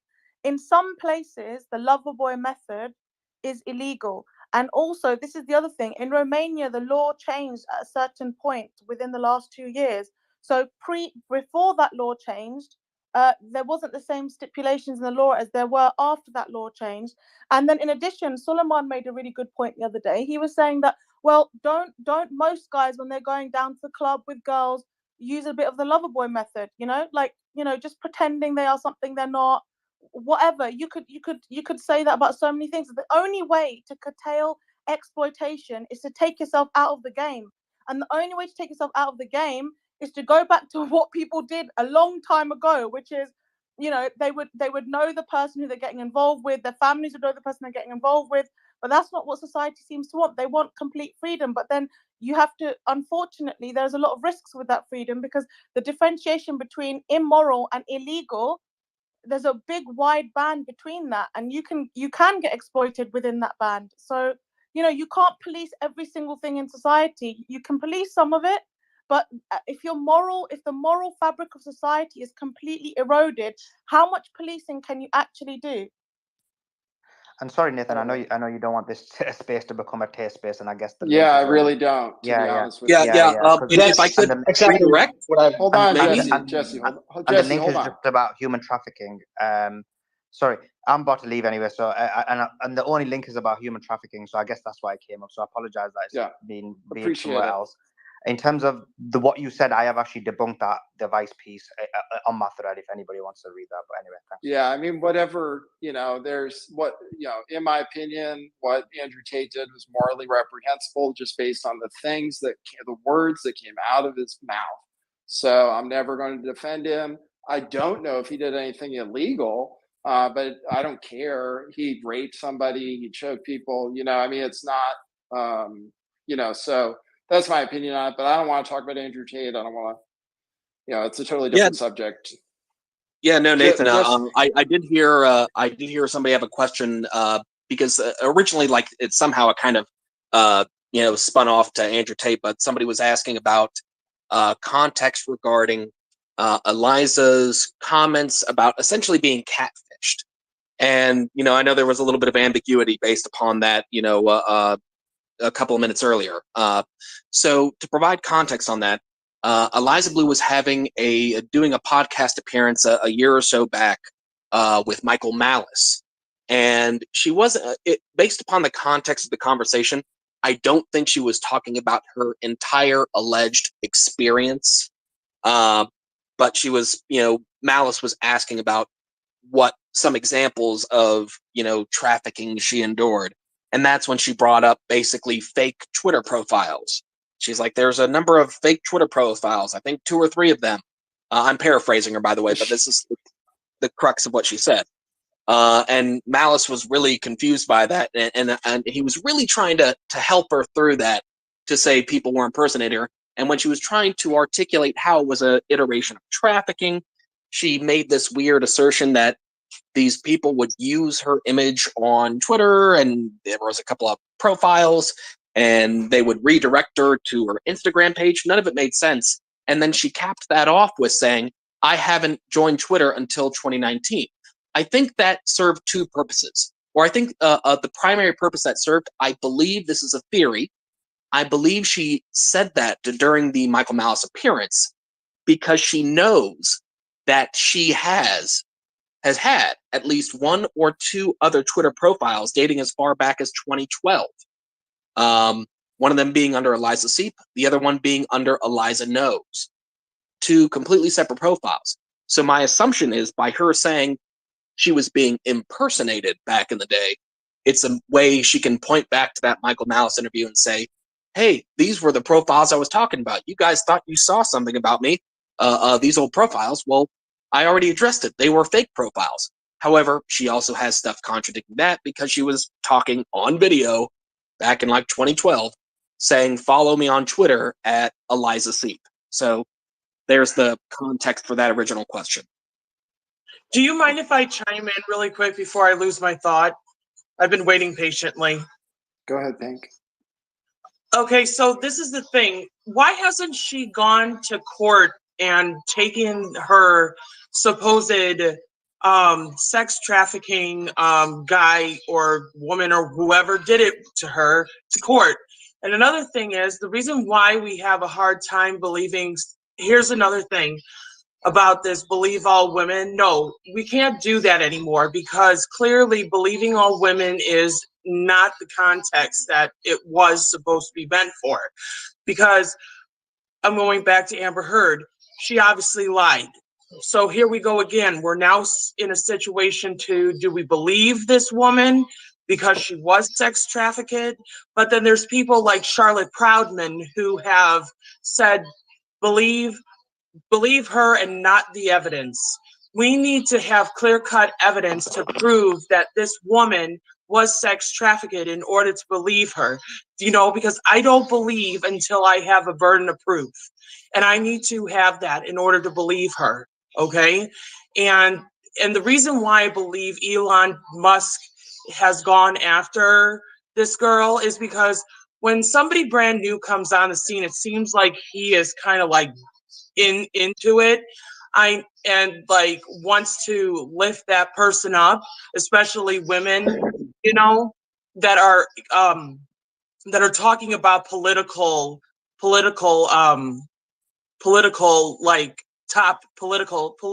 topics like sex trafficking, like marital abuse, and stuff like that. So he's always willing to raise those women up and support them and, give them whatever they want, it seems like. And that's how I'm seeing it with Amber and how I'm seeing it with Eliza, because if it is true he gave her a Tesla, then that shows his true colors, and to me, not saying he's a bad person, it's just showing that he has an MO when it comes to women, certain women. Yep. I think that's clear. I think the quartering tried to imply that there was something going on with Elon and Eliza, saying that Elon has a type and that Eliza fits that type. And if that type is like Amber Heard, then Eliza in many ways is like Amber Heard. So anyway, let me get to a few people. I rotated a few people out. So the two people who were talking about Andrew Tate, I didn't rotate you out because I didn't want people supporting Andrew Tate. I just rotated you out because I thought you guys were done and we had to get to a few more speakers. So it's cool for people to have different opinions here. I'm not trying to gatekeep or anything. So Jesse, I know what you wanted to hop in. And if you want to speak, raise your hand. Okay, audio's good? Yeah, we're good. Okay, great. Okay, I'm baking, so I might have to run off here in a second.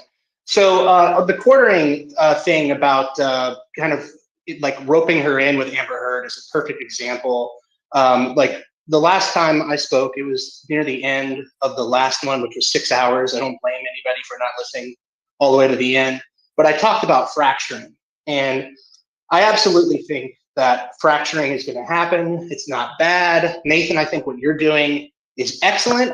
I think it's going to be draining to your energy and anybody that hosts conversations like this. But let's talk about the strength of these conversations. Is you've got people just coming in off the street with their testimony. You've got investigative journalists who are coming in off the street. There's people going in all different directions. And likewise, you're going to have a lot of differing opinions. There's a lot of things that I would call like dialectics, like just the polar opposite kind of things. Like there's going to be people who are anti Elon Musk, pro Elon Musk. You're going to have people who are pro Tate, anti Tate. So moving forward with Eliza, just to pull I guess a Viva Frey here is, this is somebody who, in my opinion, used the threats of lawsuits, possibly, most likely, fake lawsuits, to censor people. And so the strength of this conversation is that we have all these differing opinions coming in and coming out. Nathan might have biases, I might have biases.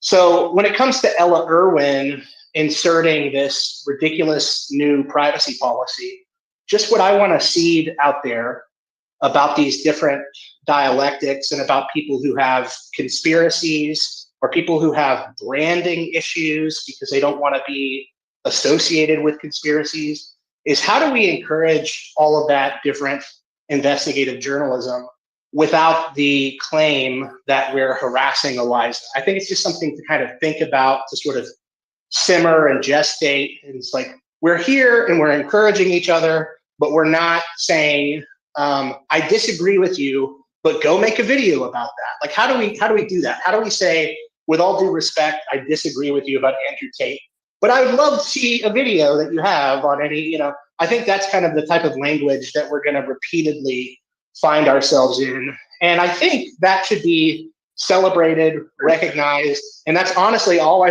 wanted to do. So when you guys were like about to disagree about Andrew Tate, I got excited because I was like, oh, this is perfect. This is what I wanted to talk about.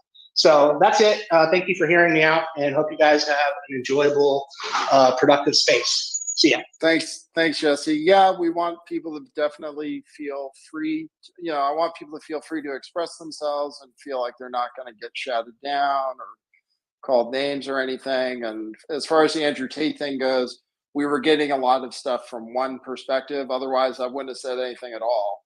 It was just that we were getting a lot of one perspective, so I thought I'd give another perspective, and that's totally cool. I really respect people with weird opinions, controversial opinions.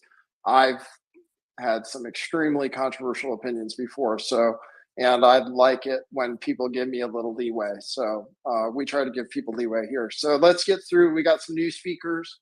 So let me try to get through some people. Go ahead and share this stream out. We haven't gotten any of the people that we're trying to talk to on this stream, but obviously people are interested. I just started out of nowhere and people are here. So go ahead, Grifty, and then I'm going to get through some of these. Bump me, Nathan. Go ahead and bump me. I will. Thanks, Jesse. Go ahead, Grifty. Hey, I just wanted to talk. I actually didn't even realize I'd left my hand up because we definitely have moved way on. But someone earlier was talking about some like the kind of the weird Epstein connections, and like there's some stuff there. I have some people looking into some stuff. There's a lot of weirdness around the money with the charity, the one charity she's known to have been worked at that we have on file with Virginia Guffrey, the woman who accused Prince Andrew. The real estate around that charity is really weird. I don't have any definitive answers on that. But the other thing someone had just brought up as far as how to avoid, these new community guidelines. I said this last night. I think it's really important to not necessarily tweet at Eliza or tweet at Ella with just shit posts and memes. Like if you have genuine questions, like that's one thing. Ask a question, see if they answer you. But we can share the memes. Don't get it wrong. I love the memes. My whole journey on this thing started over a meme. But I think that's a route they're going to start to take. If they do take any route, it's going to be the spammy behaviors, and obviously keep sharing the hashtags out. Free Defango, free Yellow Flash, free Brittany Venti, free Camelot. We need these people brought back because the censorship is ridiculous. But just kind of be cautious of go read that thread that she put out about the new terms of service and familiarize yourselves with them. Don't fight a battle that you don't know what the rules are. Yeah. I try not to antagonize people on Twitter too much because I don't want to get blocked. So I try to be careful what I say, even though sometimes I do troll people. But I don't want to get blocked by people. So I try to keep it easy. But yeah, I don't want to. The whole reason I didn't get into the Eliza, I had Defango on and talked about it, but I didn't make an effort to make videos saying Eliza this and memes and so forth, because that wasn't my intention. And also, I'm a man, she's a woman, and that's why I appreciated it when Brittany Venti said something, because then, you're like, oh, okay, it's cool for, a woman to say something about this where I wouldn't necessarily feel as comfortable. But now it's gotten to the point that her name is trending. I mean, we're not really at this point. I'm just talking about the news. I'm not targeting her. I'm just talking about what's in the news. So, and I wish her the best, and I still think that if she just reversed herself, that she could save this whole thing, at least to some extent. But it's kind of gone too far. She certainly had the chance to say, "Oh, I fucked up, and I'm sorry," and then move on, and pick a new name and go on with your life. But it kind of keeps getting worse. So let me get to a few of these speakers. I've just been inviting people up who raise their hand to speak. Go ahead. This simulation is on fire. Hi there. Thanks for having me. I'll be brief. Just two things I wanted to mention. The first thing is the interview with Tim Cass upcoming regarding Shane. I don't know much about Shane at all, but I did see him in an interview the middle of December, about an hour long with Quite Frankly. And he seemed to be a very respectable person with high regards for journalistic integrity and very solid values. And he talked about his 2-day or multi-day expose he did with Kanye after that situation blew up. But then a couple weeks ago, we saw how enamored he was with her on the Timcast IRL show, and that kind of leaves me suspect now. I noticed that the interview was broadcasted last night, but it seems like has been misrepresented, like it was just scheduled to deal with this issue. But from my understanding, that profile of her was scheduled right after she got the show in early January. So I'm not sure people are going to get exactly what they expect. Whereas I don't think this is going to be as much as an interview, but more of a profile of her work. And that's basically. Oh, there's one more thing. Right when I jumped in, I heard somebody mention her father. I live in Illinois. I had voted for him in 2018. He was on the governor's ticket, but not the governor. The governor was running for the Republican primary, was Jeannie Ives, and he was the lieutenant governor candidate, and they lost in the primary. So I had seen something also that she had written about her parent or her family having nothing to do with the governorship, which seemed to be something like a lie by omission or more of her manipulation in that regard. I just wanted to point that out, and that's all I have to say. Thanks for having me on.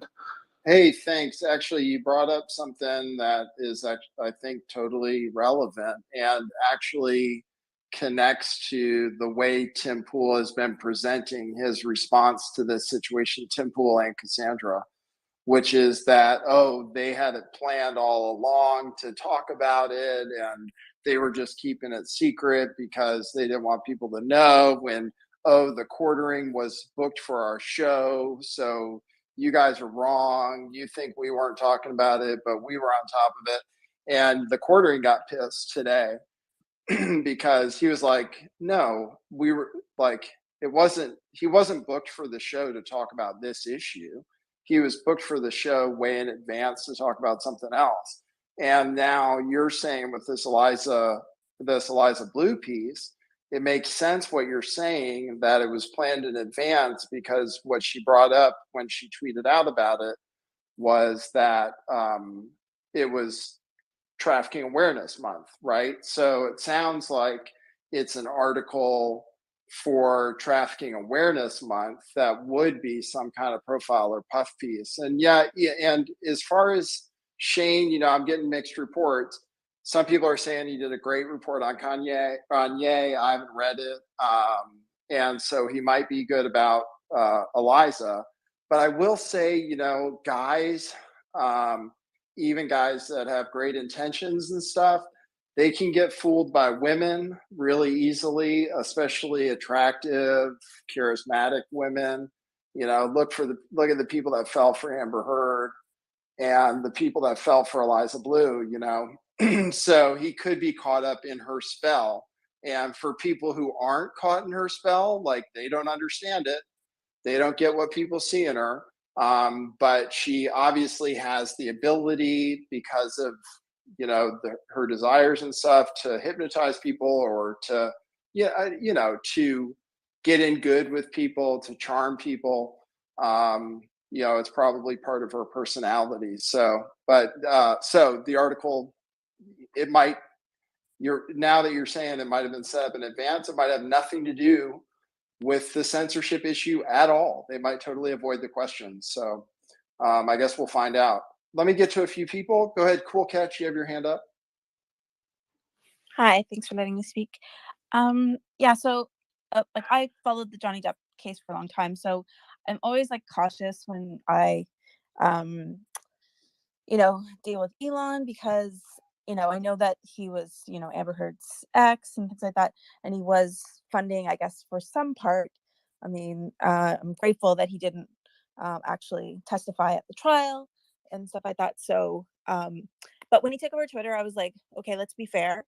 And for the most part, I've been on his side for like when the media was bashing him for like firing people. I'm like, oh, that sounds like good business. Like he, I was really fair. Like he was talking about free speech, and I'm like, that's awesome.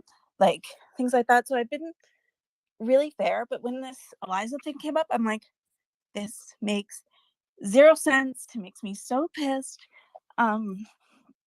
Just to see like, Jeremy and Brittany and Yellow Flash like get banned, and now Defango and things like that.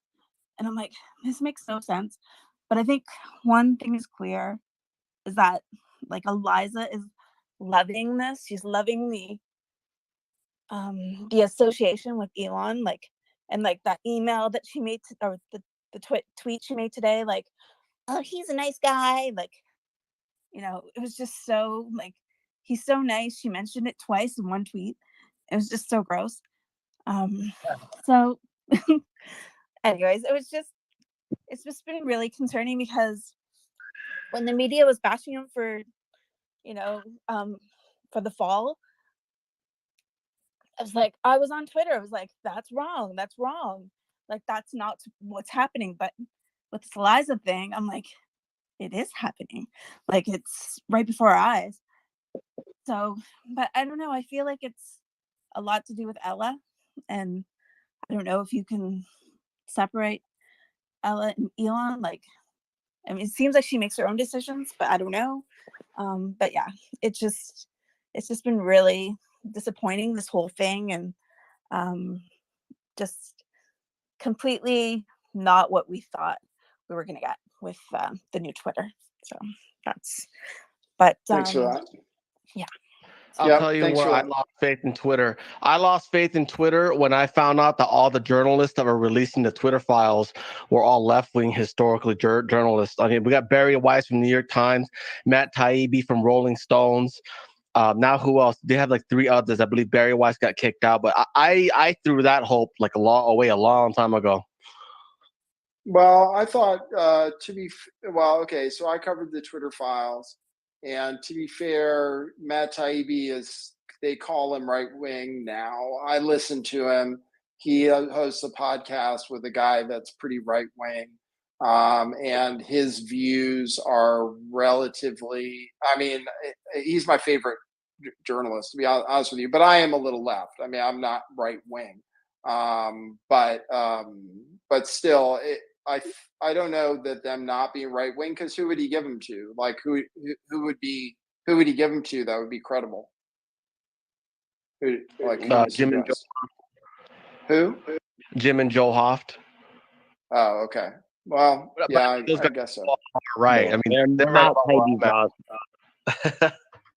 Right. All right. Fair enough. Go ahead, Francis. Were you chiming in?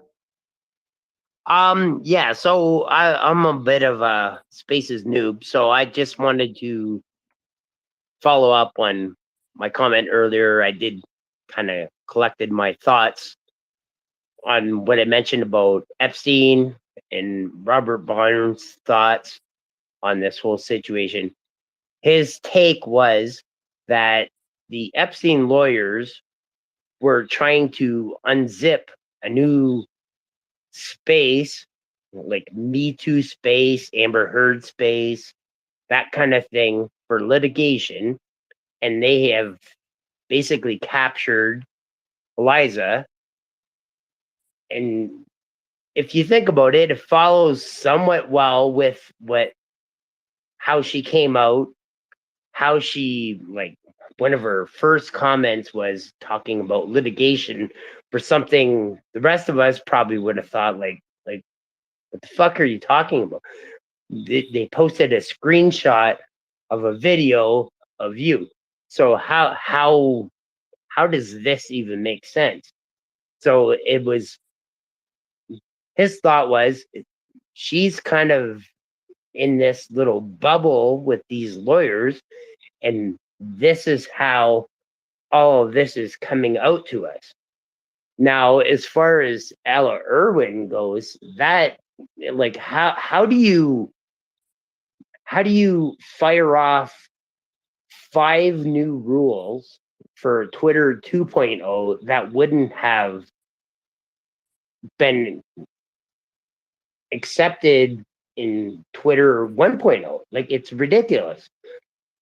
I don't understand. Like, to me, Alla Irwin, in my opinion, should be the person all this anger and angst should be focused on, because realistically, she might still be employed 3 months from now. We might not even be talking about Eliza in a month or two, because she might just flake out, which I suspect she will do, because she already seems to be doing that.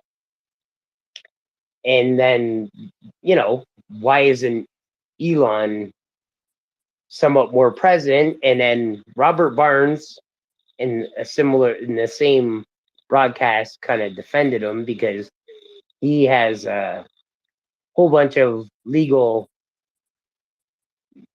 court trials and whatnot has been going on for the last 2 weeks. So he's probably a little bit dissociated from Twitter. So I just wanted to clarify that.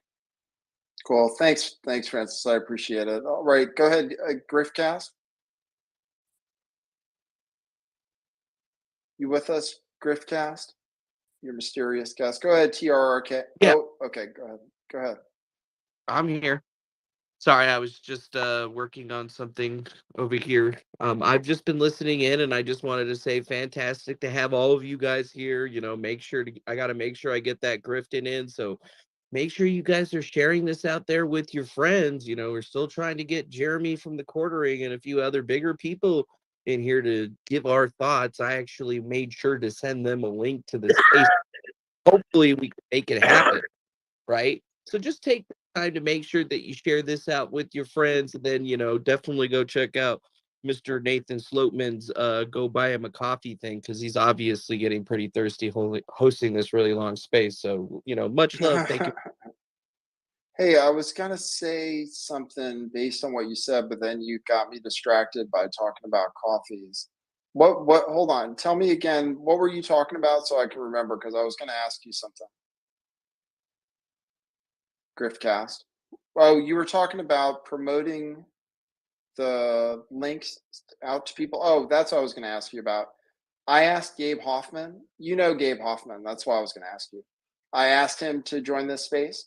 So if you know him, you could ping him and say, hey, we'd be interested in hearing what he has to say about it. Because he's, I don't know, the original person who called out Eliza as being a fake survivor. So curious what his opinion is. All right. Work on right. that legitimately for you.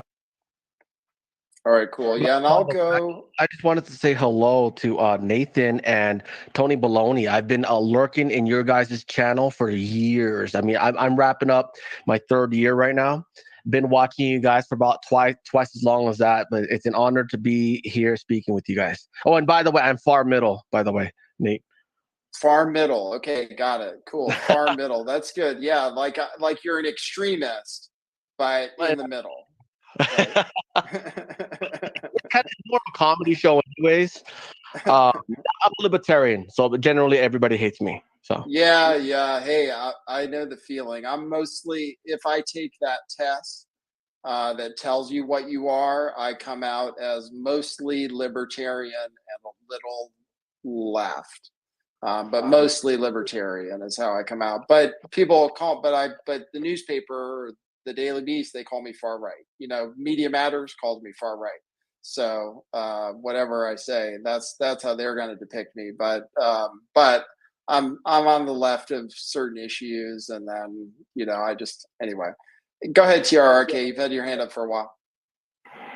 Oh yes, thank you for having me on again. I wanted to go back to her Eliza's bit of a Twitter outburst last night. I think it was around 2:30 a.m. Eastern time. I ended up doing a video on it initially for posterity, in case she went back and deleted the tweets, because it was quite the series of weird messages. And as I was doing the recording, my friend in here, Sumo Orange, had pointed out it was like a lot of I's and me's, but avoiding things like the suspensions and that. And then I also noticed, and I don't know if this was mentioned before I got to listen in, Phil Labonte had said something, I think, about, Shane's going to talk to her. You wanted the story, da da da da da. And then Eliza comes back and like retweets that with, "Are you not entertained?"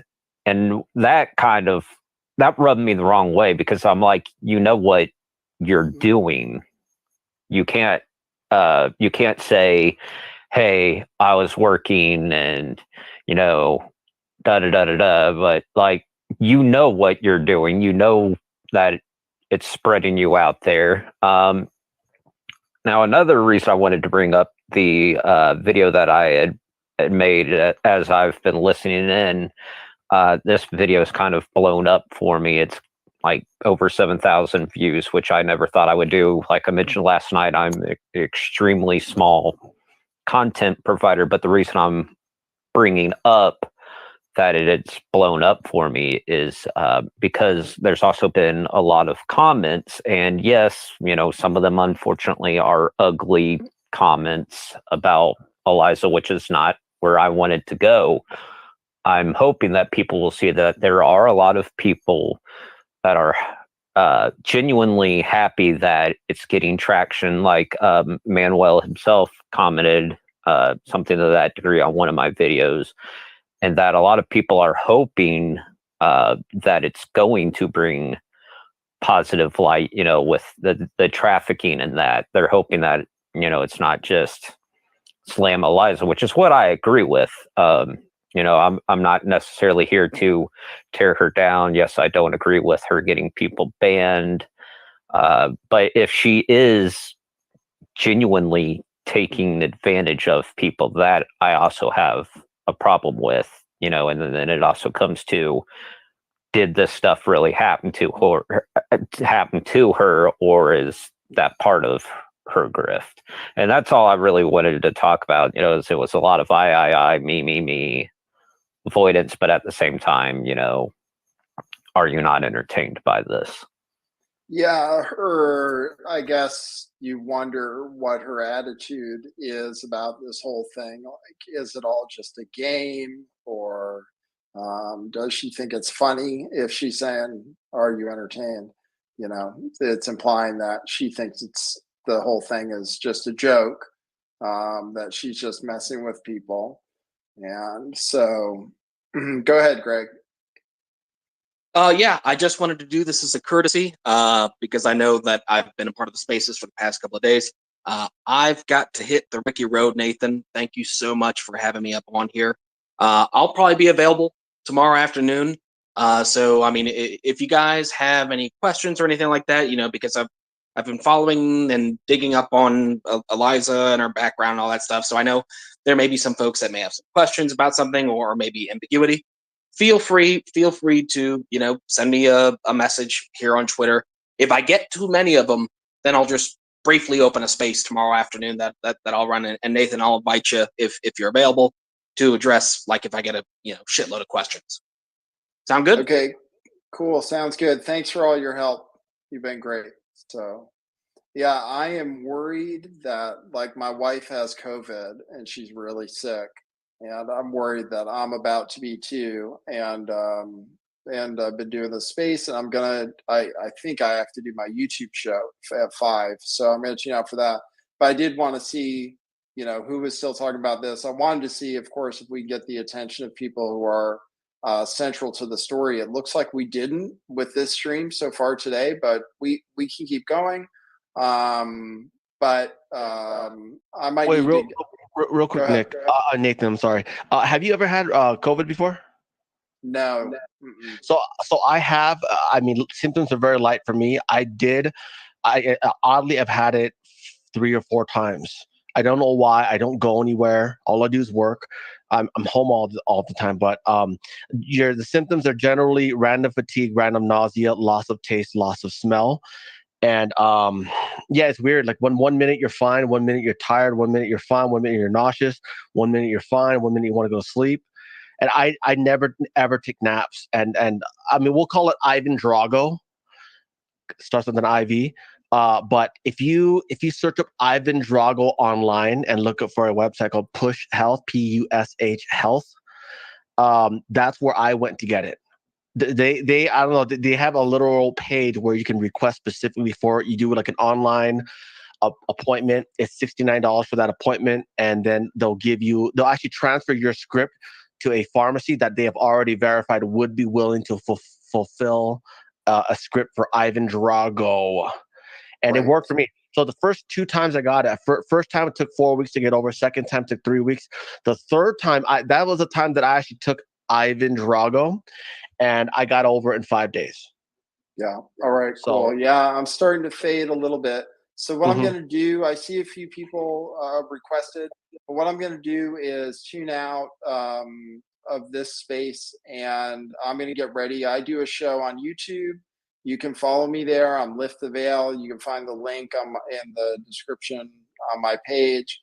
I'll do my live video show there. Defango might come on. I'll ask him. Hey, Griffcast, do you think Defango might want to join? I think that he might be able to get in there. I'll see what I can pull for sure. All right. So maybe Defango will be on. So we'll do our show. That's you can find the link in the description for my thing here on Twitter. And I'll see you guys there. For people who haven't seen me on YouTube before, I've actually just been hosting these spaces for the last 3 days and not doing any content on my YouTube channel. So I'm curious, TRRK, what was the name of your video that started trending? Oh, sorry, I was just checking some things on that. Let me flip back over. I honestly don't recall what I called it. I just put it as Eliza Bleu Twitter meltdown because that's what it really came across as. Somebody shared that video with me. I watched that video yesterday. Okay. Oh, yeah. Yep. And then I shared a link in the chat just in case anyone wanted to see the comments. Yeah, it's a trending topic. Yeah, it's really weird. Like I think actually the people who listen to my show normally actually mostly don't know who Eliza Bleu is. So I was thinking about them when I was making content. I was like, well, I don't think anybody who normally listens to my show cares about this woman one bit or has ever even heard of her. But obviously it's a big deal, and it's a topic I was interested in enough to have Defango on earlier. So anyway, I really appreciate everybody coming in. If you want to if you want to send me a coffee or something, there's a link for that on my profile. Just go to the buymeacoffee.com/lifttheveil. You can drop a coffee and leave a note, and I'll read it. And I'll see you on YouTube. Lift the Veil on YouTube. You can find the link on my thing. All right. Thanks, everybody. I really appreciate everybody showing up and participating. See ya. Wait. Wait. But I'm here. I'm still here. Wow, I can just like morph into the YouTube show. But then that'll be hard for the podcast. Is that what you guys want to see since you're here? No, but then see. Let's see. Let's see like how the algorithm works. Let's see if we can get more people tuned in by changing. But I don't even know what the video shows. Man, I'm going to be sick. Fuck me. I never got COVID before. I thought I had like natural immunity to it. But Katie's really sick. Like she took the test and the test was like immediately 2 lines. And we've taken the test before and it never showed positive. So probably I need to take the test now. All right, check this out. Watch this. Wow, that's amazing. Okay.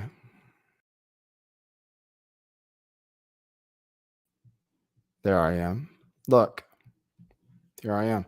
Let's see if the algorithm figures it out and more people tune in. But otherwise, I don't even know what to do, to be honest. I'm kind of tired. I can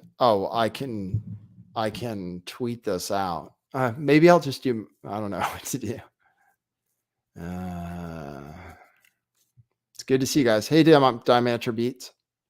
I got kind of famous on Twitter for a second. For people who have, like, that's what ended up happening. So I can tell you guys the story. I can tell you the story if you're interested. And then I'll see if, like, being on camera helps the algorithm. It sounds better too, right? God, the Twitter Spaces, it has so much potential.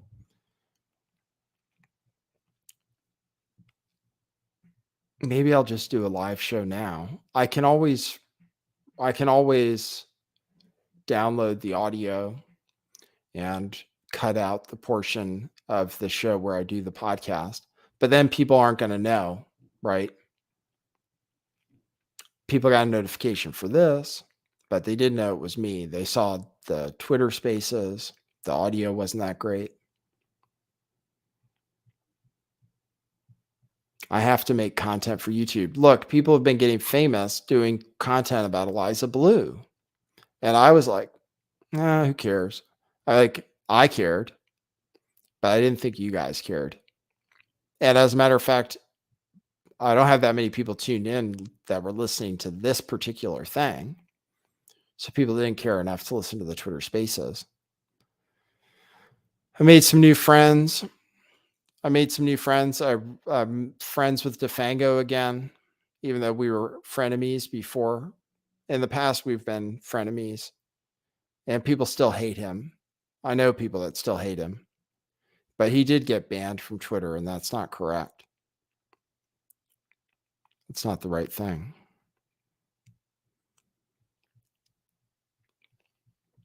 I wonder if we can get people tuned in to this stream. You have to start thinking about things strategically. People are getting famous talking about this subject, basically. This is what I can tell you about it, since you don't know. It's kind of like the Amber Heard, Johnny Depp situation, where a lot of people started to, like, you found out about people during the whole Johnny Depp trial. It's kind of like that. There are a few characters, Fair and Balanced, Chrissy Mayer.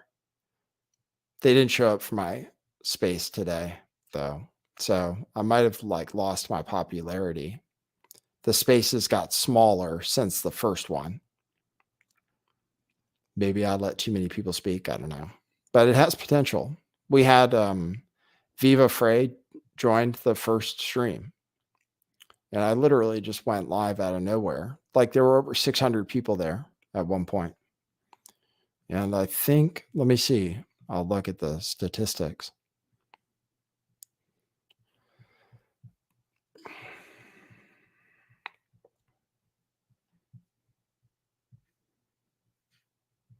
I'll share this on YouTube. Let's see. I have to get into the control room. Oh, I'm going to be sick.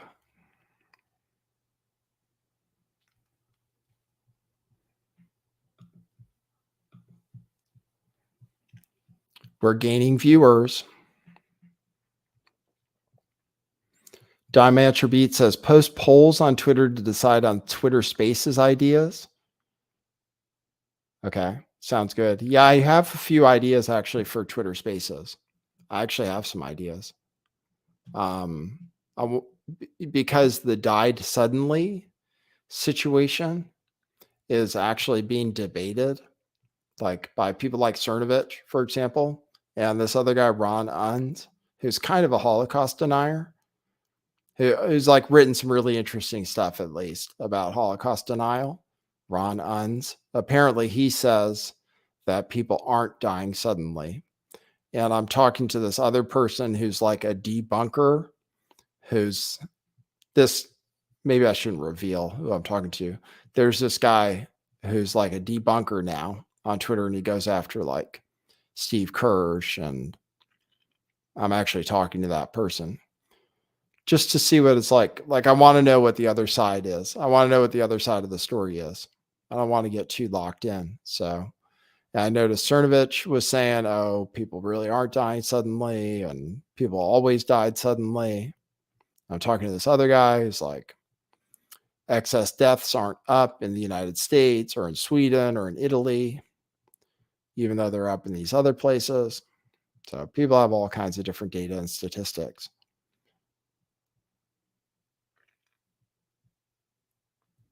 But I was thinking about doing a debate about that, and I could invite people like the Last American Vagabond or something, and we can talk about the vaccine on there, which we couldn't even.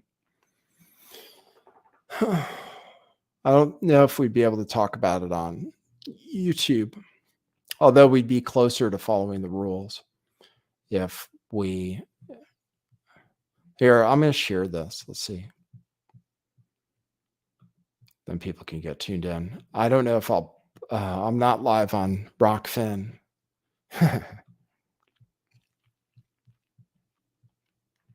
Most of the news is about Eliza Bleu. Do you guys want to hear more Eliza Bleu news on the show later today? Let's see. Oh, maybe I need to run a poll for what I should talk about on the show if I do a show at 5.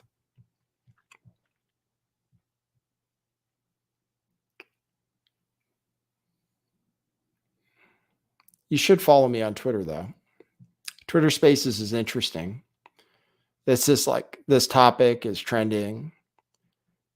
And I just hosted some spaces about it. And I get as many people, like I had as many people, even in this last space I did where no famous people joined. There were over 200 people at one point, which is like about what I get for a YouTube show. And then for the original space I did, it was way more. The original space I did had like 7. I'm gonna die. I think I'm maybe gonna die. 7.4 thousand views. The original spaces I did. So maybe I should try to get DeFango on and knock this out. And then what I can do is live streaming is different from podcasting. I do both at the same time.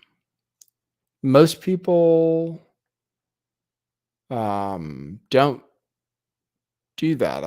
I don't think. Most people are live streamers or they're podcasters.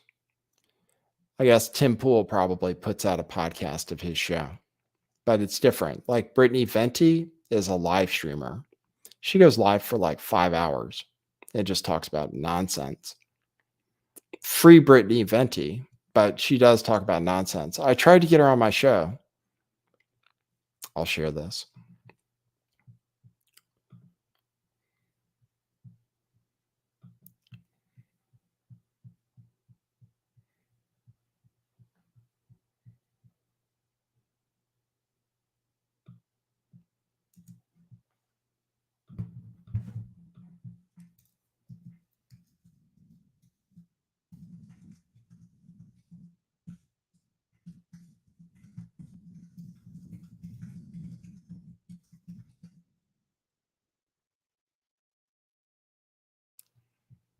All right.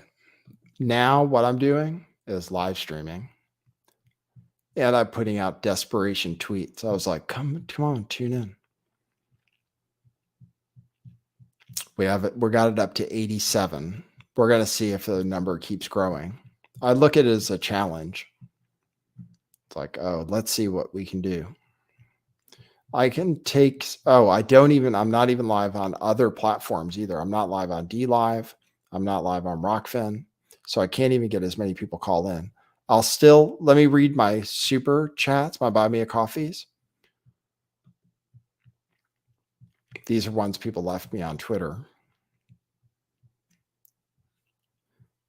Somebody got me 10 coffees and says, thanks a bunch for picking up the cross for a bit. Appreciate it. That is what I felt like I was doing, to be honest. I was like, well, nobody else is doing it. I'm not even famous. I'm going to have 10,000 followers on Twitter soon. at this rate. Like I'm gaining followers on Twitter much faster than I'm gaining YouTube subscribers, for example.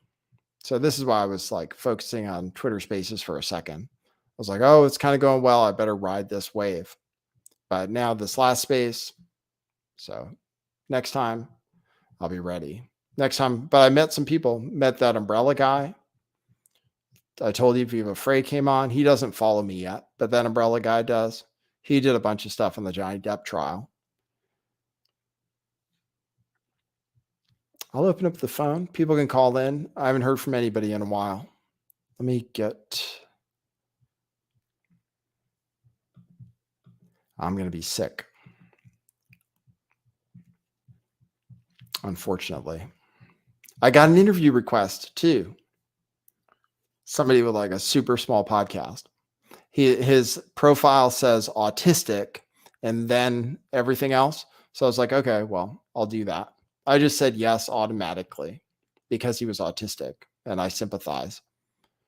So even though he might not get any views at all, I have no idea. But somebody asked me for an interview. People normally don't do that. I speculate as to why. Defanga likes having me on his show now. He appreciates it. I speculate as to why.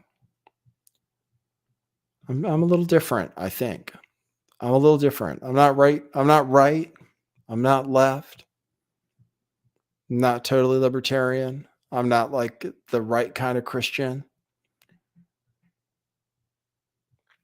I don't have like I don't have like a normal grift.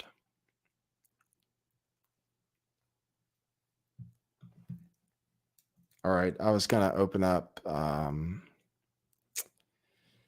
what is it? What the hell is it called? Voice. Shit. I took zinc. Okay. So I probably, well, maybe I'll still do a show at 5. I don't know. I'm live now, right? So that's all. See if we can get more people tuned in. 95. Look at that. See? It's growing. We're covering the Eliza Bleu files. No, I covered a bunch of stuff about it. I can show you guys some crap about Eliza Bleu. And then this just won't be a podcast. But people can at least watch the show and see that a show actually happened.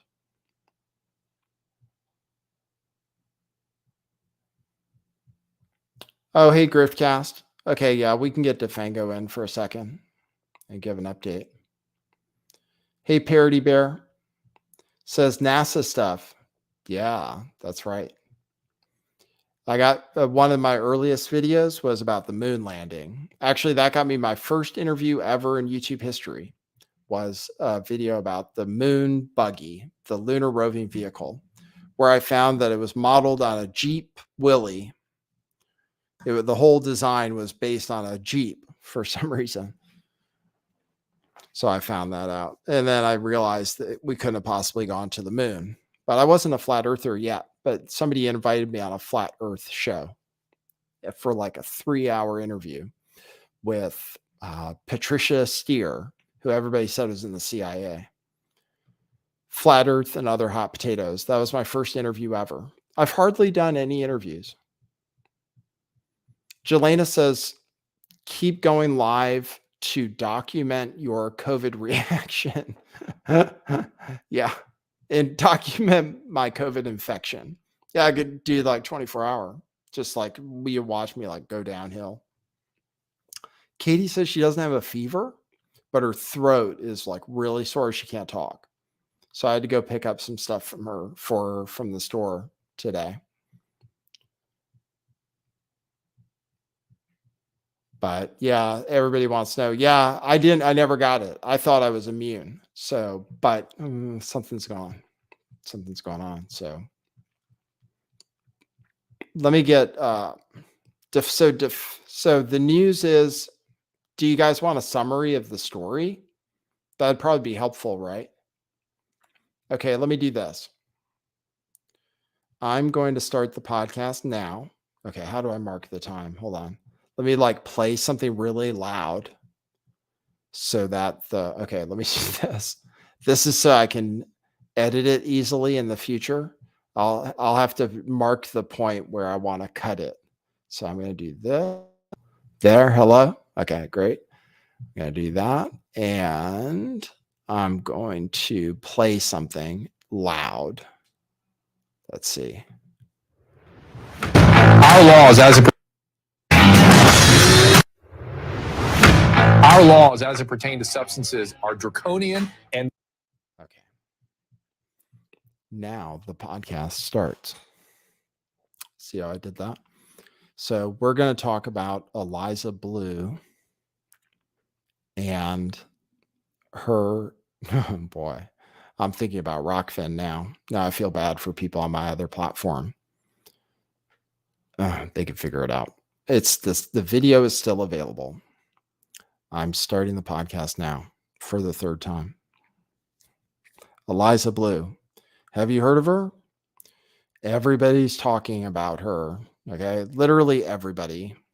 So just letting you know, I wasn't talking about her because I realized that a lot of people who listen to my show aren't in the demographic that knew who she was.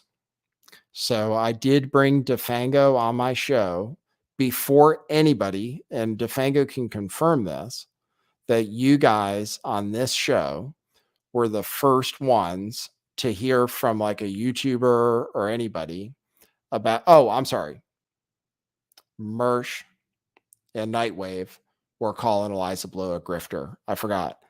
Mersh and Nightwave were calling her a grifter on their show before the Brittany Venti stuff. So to get, okay, so now you have to know what the Brittany Venti stuff is. So I'll give you the story. This lady, very attractive, very charismatic lady who goes by Eliza Bleu, who has been known by, which is not her real name. Her real name is Eliza Morthland, I believe. She has gone by other names in the past, Eliza Cuts, Eliza Seep, Eliza something else. Now she's Eliza Bleu. She, at some point, and actually I don't have the timeline, but at some point she decided to say she was a survivor of sex trafficking. I don't know exactly. There should be an interview or something delineating that moment, because it would be good to know the moment in time when she first claimed to be a survivor of sex trafficking. So she, at some point, claimed to be a survivor of sex trafficking and an advocate for other survivors of sex trafficking. She was on people's shows like Michael Malice, like Dr. Drew, and a few others. And then eventually she was on Timcast, but we're getting ahead of ourselves. Before she was on Timcast, I believe, although she's been on a couple times, she became really popular on Twitter because she got the attention of Elon Musk. Do you want to see what she looks like or anything? She's got blue hair. She apparently uses they, them pronouns.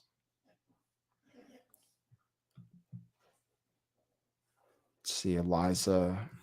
She was on Tim Pool. You guys might remember. We were all talking about it. And she became famous. Then DeFango made a thread because he knew her from before she was this famous, way before, back when she was hanging out with My Chemical Romance and I believe dating the lead singer.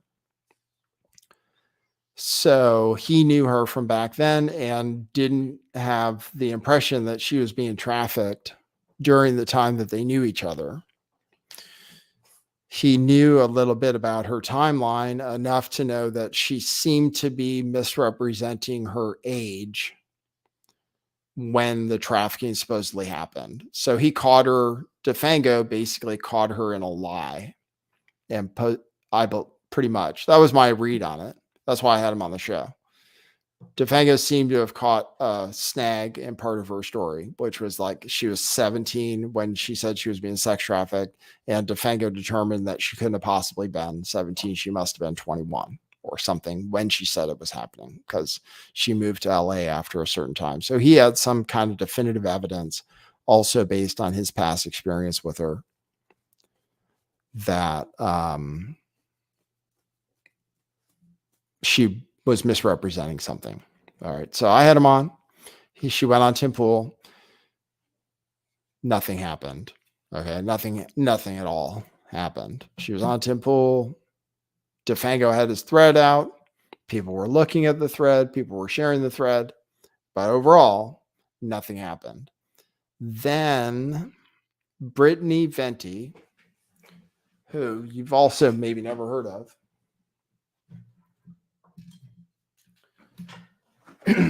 is a live streamer, I guess, on Twitch, and on people call, she's maybe an e-girl, or she calls herself a bimbo. She's young. She shared a screenshot from a video by Eliza Bleu in a hip hop video where she was wearing something super racy, actually totally see-through. I mean, you can see her whole boobs, definitely, because I looked at it. I was like, oh, I can't believe this is on YouTube, because she's kind of naked, basically. I won't show it because the video's been taken down, actually, since then. But she was in this video, and Brittany Venti shared a screenshot from the video. I was like, oh, I don't even know what she said. If somebody could tell me exactly what she said, I'd like to know exactly. But she said, oh, look, this is Eliza Bleu. What is she? Is she telling the truth about her history? I don't know. Something like that. Nothing would have happened. I believe 100%. Nothing would have happened right away, at least, from Brittany Venti sharing this racy photograph of Eliza Bleu from a rap video, because I don't think anybody would have really cared. Still, it was, Brittany Venti was kind of calling her out, calling her into question. Anyway, nobody would have cared, except Eliza Bleu decided to censor the post somehow. She pulled some strings at Twitter using her influence and was able to get Brittany Venti suspended. And then the Quartering, who's got a huge YouTube channel and a big Twitter account and stuff, he posted about her. He got suspended too. So everybody, so she ended up getting Brittany Venti, the Quartering, suspended for just sharing that image. And then on top of that, eventually the video itself was taken down. Basically, the implication is, even though I don't think she's explicitly said it, the implication is that the video was done without her consent. I mean, that's all you can. I like I said, I don't believe she's said it in those words, but that's the implication. The video was taken down. She said they were non-consensual. She used that language, actually, when she described why the stuff was taken down. She said that there were non-consensual images shared of her. We come to find out that she's on tape on a podcast bragging about doing the video after the video is done, talking about how great it was, how lucky she was to do it, how she was so excited about the camera they were using, specifically the camera they were using, the director, how like it was almost her idea to do the video, and she was so excited about the video. She's literally on tape saying that. So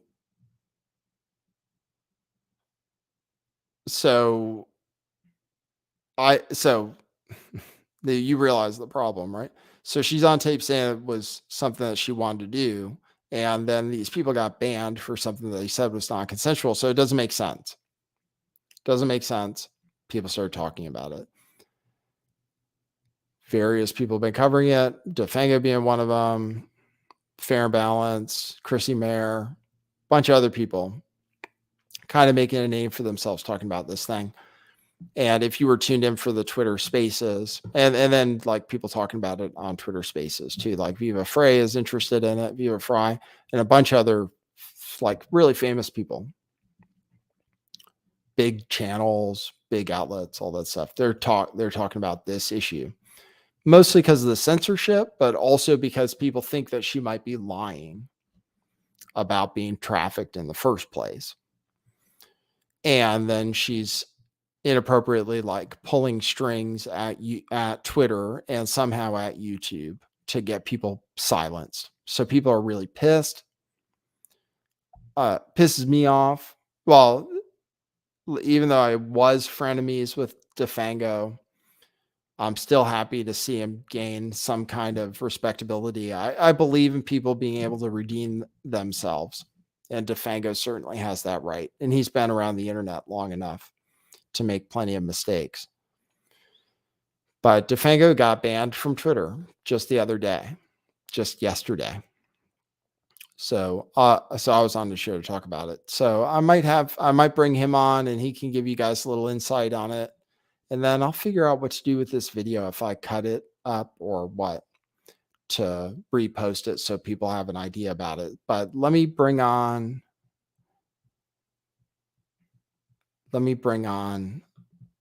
DeFango. Let me see. I'll send him this link. But I might have screwed up exactly how I was supposed to do things today. I might have COVID. I was telling people that. I might have COVID. I've been doing these Twitter Spaces.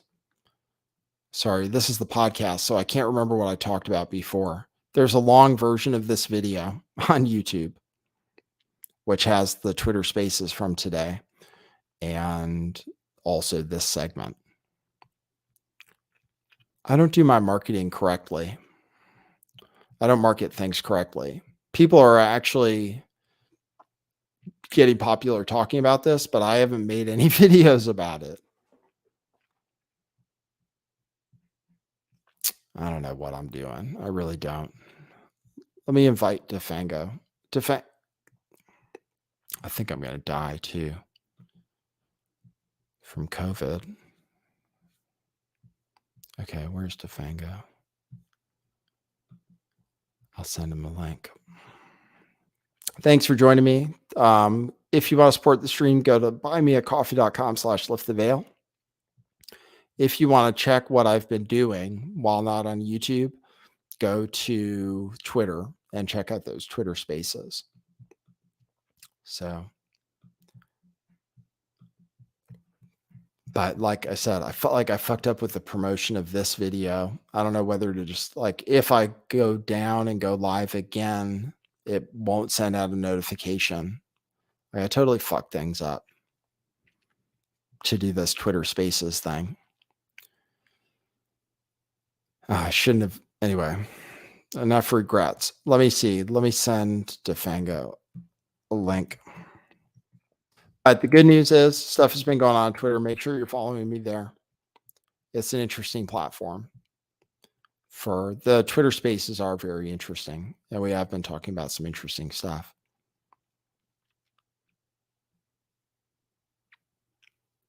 Brain Amazing says get Paxlovid. I don't want to. There's DeFango.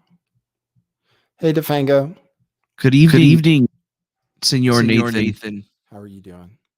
Pretty good. Good. So, what's the latest? Well, the latest? I don't really know what the latest is. Wow, why can I hear myself? Let me fix that.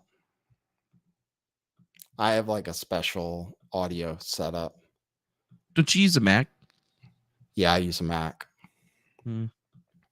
That's how I'm able to use my phone for my camera pretty easily. It works That really is a well. nice feature. Yeah. That's your So phone? yeah. It's like I pretty could see good, your right? pores and stuff. I mean, I you know. look like I know it's I pretty should good, try right? that. Yeah, it Yeah, I should works. Well, definitely it's a try it. feature. It's an Apple feature, but Yeah, I know. anyway, how are you dealing with being banned so far? Oh, you know, it's a normal thing that I've been accustomed to throughout my time in the Twitterverse. I mean, you know, I didn't get banned once until like 2017 or maybe 2018, so it's just been a regular thing now. So I just, you know, come back, do something else, try to be Oh funny yeah. about it. Yeah, you And have had a lot of Twitter accounts in the past. It used to be your Twitter accounts would get banned yeah, fairly all the often. time. Yeah. Pretty quickly. And now Yeah. it's like they were leaving me alone until, you know, I guess I changed my name to actually have Defango in it. And that was like asking for trouble. But I figured at this point I might as well. So like I made the thread and then I changed my name to Manuel Defango, and I was just like, you know what, let's just let this one ride, guys. So let's just let it ride. And I mean, I knew that eventually it would get nuked and it would go down, and it would probably help the mythos at least just a little bit. But I mean, at this point, this thing's so far out of my hands now that I've just been like you, kind of watching what's happening and just trying to, you know, at least keep some sort of relevancy in the situation as it's unfolding, because still nobody's been sued or anything like that. All we got is basically nothing. Yeah, we got nothing out of it other than this article that's about to come out from Tim Pool's crew with that Shane Cashman character, which could be good or it could be fluff. Yeah, I'm more Tim. leaning towards fluff. Yeah, this guy called into the Twitter Spaces. You might have heard him. He said that it might have been prearranged. As a matter of fact, the interview, that it was set up way in advance of any of the censorship stuff. So they might not have been planning to ask her about that. They might have avoided the topic altogether. Yeah. It's Well, I mean, they possible. probably would have avoided it altogether, but until the Jeremy from the quartering thing happened and the Brittany Venti thing started happening, I mean, we started seeing a lot of really weird stuff coming from Cassandra McDonald, aka Cassandra Fairbanks, who we've all probably interacted with back in the past. And she's been having this whole mean girl, like, I'm better than you type of approach with handling, like, how she's been handling other journalists involved with the situation. She's been throwing mad shade towards basically everybody. She called somebody a dollar store Nancy Grace, Yeah, which is a good zing, but I couldn't believe it. I was like, what a bitch. yeah, Like, it's for her just to say that. it's uncharacteristic of these people to do something like this in the first place. And I don't know. It's like, you know, maybe people are putting them to being too closely connected to her. But, you know, you got to think that Cassandra's takes it as a slight that, you know, oh, I didn't investigate my guest enough. And at the same time, her and Cassandra are friends, right? You know, when Cassandra's nudes got thrown around how many different times now, Eliza has stood up for her pretty much every single time. And it's kind of funny that, you know, now that you understand that, you know, there's a hierarchical system that operates the Tim Pool media empire. And, you know, basically everybody goes through Cassandra Fairbanks. If they don't meet her snuff credential or whatever, if she's got a problem with you, you're never going to get on that show. Doesn't matter how big your story is or, you know, what your story is. Like, it's just, you know, kind of like it's high school. Basically, it's a high school game, and most people try to say that it's not.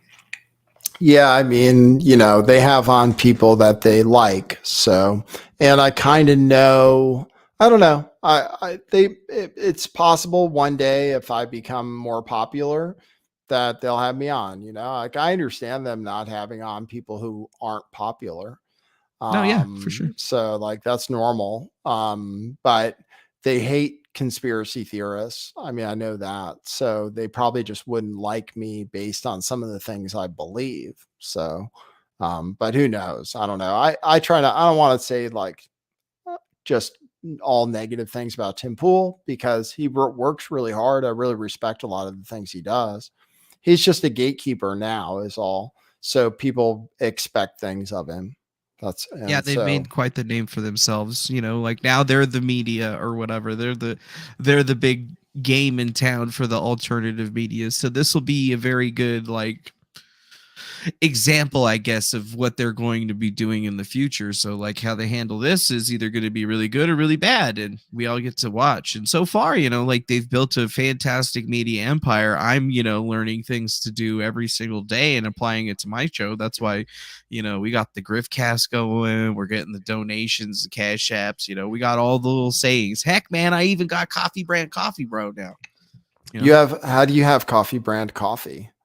Oh, well, I signed up for the referral thing, so now I'm selling it. Oh, you could do the same thing. But I figured, really? you have buy you a coffee, and then, you should obviously be selling coffee, and then you're supporting a big YouTuber like the Quartering. So, I figured if that guy is selling all of this coffee and I'm just being an affiliate or whatever, maybe he'll notice that, little man's making some money. So you can maybe. sign up for an affiliate link. Yeah, maybe I'll do that. Yeah, I did it today when I was just like on the stream while I was listening to the space. I actually hooked that up, and it was really easy. It took like 5 minutes. What do you think of the Twitter Spaces? Like, what do you think the strategy should be going forward? I was like a little disappointed by the last Spaces that nobody showed up. I mean, people showed up, but nobody important showed up. And I don't know why. Well, it was interesting to see what today you kind of just went into the Eliza Bleu files, right? So, you had like about 100 less people overall just kind of like hanging out. It was fluctuating, going up and going down. But I feel like it's definitely like there was some kind of suppression or something going on. But then the other thing to apply is that usually when the big names are getting in there, they go pop in for a second. They're trying to figure out what's going on. And like yesterday, Will Summer from the Daily Beast popped in, and he was listening for a good while, but he didn't come in. I think the person that was talking was a British person who was like very not. I'm not sure exactly how to ascribe to it. I think his name was Jack or some shit like that. That guy was talking for the majority of the time that he was sitting down there. So it's like, I think the strategy moving forward is to get people to have less time, not less time to talk overall, but we need like Mario does in his spaces and some of the other guys do. They try to limit it. So it's like, hey, 30 seconds instead of, getting a diatribe for like 5 minutes out of right. people. Right. But the problem is if I don't have somebody there to talk to who's like solid, that can like co-host with me or something, then it's tough because what are you going to do? Like, you can't just talk forever. You have to have people talk. So it becomes, we'll see how it goes. I have some ideas for some good spaces in the future. We'll see if people ask me to do more, or if other people do some, then maybe I'll join in or something. So we'll see how it goes. Yeah, you might do more, but you're gonna need more co-hosts to like help you kind of back it up. I know like Farron and Chrissy could possibly be doing it, but half the time, they're just sitting and listening. And I know that Farron's been working on her documentary, so it's like, you got the phone on one thing. Although since you have a Mac, if it's one of them M1 Macs, you should be able to just run the Twitter app on your computer. No, I don't have one with the new chip yet. The new chip runs iPhone apps. Yeah, the new one does. Really? So it is better in a lot of ways because like I can't run the space from here. So what I've been doing is basically just like capturing the window for the space on the desktop and then, just muting the speakers and then joining on my phone. Yeah, that's what I did today on this stream. But people don't love it that much. I mean, the only thing is like I screwed up because normally if I was doing my regular show and I started out by talking like this, then we'd have a lot more people tuned in. But because I started with that Twitter Spaces, it fucked it up because it's not that great. Like Twitter Spaces could be a lot better. They could integrate video somehow. They could integrate video with StreamYard and let people join, and that would be really great. And I think I think a lot of people don't do it because there's no monetization on Twitter. So I think I think they will, I know they're talking about adding monetization. So then once they do that, probably a lot more people will host Twitter Spaces. I mean, right now, the thing about it is there's not that much competition for other people doing spaces. There aren't that many spaces going on at any given time.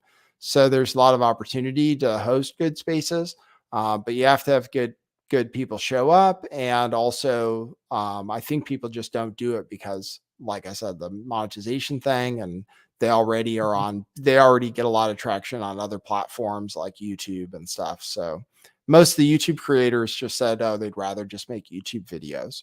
So of course, it's easier for them to, like have the funnel, because it's everything's basically a funnel, and that's where I think that what you're doing, I don't think that you should like give up on it per se. You just need to, you're almost fully integrated into it, because like, we're pretty much copying sort of what the cycle that Mario guy has been using. And the things to think about is that, number one, discoverability is the biggest issue for spaces. Like there's no way for you to go see every space that's rolling. If you're not following somebody inside the space or something like that, you don't see it on the little top bar or whatever. Outside of that, you got nothing. Basically. So right. Like, That's the problem. It could be a lot better. Yeah, it could be a lot better, but there's things that, I think it's still worth it to do. Maybe not like every single day, but, getting people in as some big update comes along, and then just kind of going forward. Because if you're just hosting spaces all the time, it's just going to kind of get boring, and like people repeat. Yeah, basically, it ends up being the same. Yeah, you get a lot of the same information. So yeah, so that might have been the last one for a little while, unless people start asking me again, unless the story develops more. And I guess the story will develop more once the article comes out from Timcast. So I'm sure people will contact me and stuff. I made some good contacts from it, met some cool people. So overall, it was good overall. And, I get a lot of new followers when I do the spaces too. And then you're getting the kind of people, the followers you get are the kind of people that like listening to spaces. So then they tune in. So it feeds on itself. So we'll maybe turn it into something good. Yeah, maybe it'll end up being something really good. That's good though. I think that just with this particular story, I mean, we've had so many updates now, but now basically I think Tim Pool and his crew have done a pretty good job of controlling the narrative. I guess that's the best way of putting it, because now everybody's basically going to kind of get set back a little bit on their haunches, because you could still make daily videos speculating about it, but now you're in the information dead zone until that comes out. We don't know where they're going with it, and then after that thing comes out, there's going to be a proverbial, I think, load of information, or just videos and stuff, people talking about it. So it'll probably be good to like schedule something out maybe next week or something like that, and then just promote it and see what happens with it, because that's really what we need to get, it going big, having to contact some of these bigger creators, emailing them and shit last minute sometimes just isn't the move, Yeah, that's true. All right. What else? What else do we have to talk about? So that's it. So Eliza Bleu situation is basically over. So we can stop talking about it officially starting right now. Yeah, you could stop talking about it officially starting right now. Great. As soon as there's updates, there might be something bigger, but like till then, ta-ta, my friend. Go with the Lord or whoever you follow. Thank you. I appreciate it. Peace, dude. See you, Defango. All right, cool. I'm starting to feel under the weather and stuff. So if this video ends up being cut out and reposted, so that people have an update on the Eliza Bleu story for people who care to see a video update from me and stuff. Sorry for the complaining. I unlisted. What video did I unlist? I unlisted a video. I unlist videos all the time for any reason. Like if I just feel like I said something stupid, I might just unlist it because I'm like, whatever. But usually if I do that, it's still available on Rockfin at rockfin.com/lifttheveil. And sometimes I don't post podcasts, and for various reasons. So in that case, the content might be available other places. And then sometimes I host Twitter Spaces, which are totally different and which are on a totally different platform, which isn't conducive to this platform. Like I can't do them at the same time. So that's another platform where you need to be following me. And I appreciate anybody who's here from Twitter and stuff. I'll open up the phone. People can call in. We'll see. There aren't hardly enough people here, but I'll just see if there's anybody new or anything. I have new followers on Twitter. So there are people who've never heard of me before. There might be new people watching on YouTube, possibly because they came from Twitter, possibly.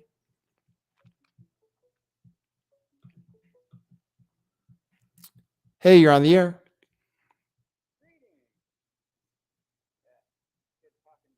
Who is this?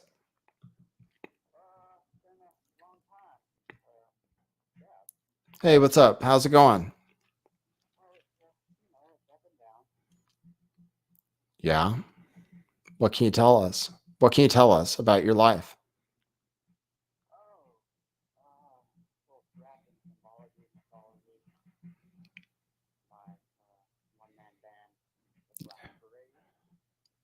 Right?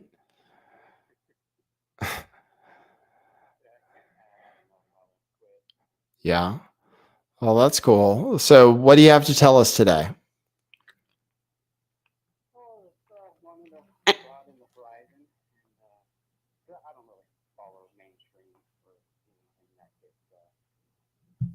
Oh. Right. Okay. Well, But then you have I wanted nothing. to Then you have nothing to say. drop. Or? Well, taking care of ourselves and maintaining our immunity is a priority, and yes, and being, whether it's religious or not, there are disciplines and practices that allow us to enhance that strength and that quality. I don't need to Excellent. set the parameters of what that is, but something to consider in these times. Okay. That's cool. I need to think about that. But it might be too late though, because I think I'm already sick. Well, no, it's it can still help. But yeah. All right. Cool, man. Cool, man. Well, All I right. appreciate it. Have a good. Okay. All Later. right, see ya. That's Chad. He always says some crazy shit. I don't even know how he knew the number. I didn't even post it on the screen. Nominee says zinc is for when you're sick. Yeah, I took some zinc. But after this, I don't know what I'm gonna do. I don't know what I'm gonna do with this show.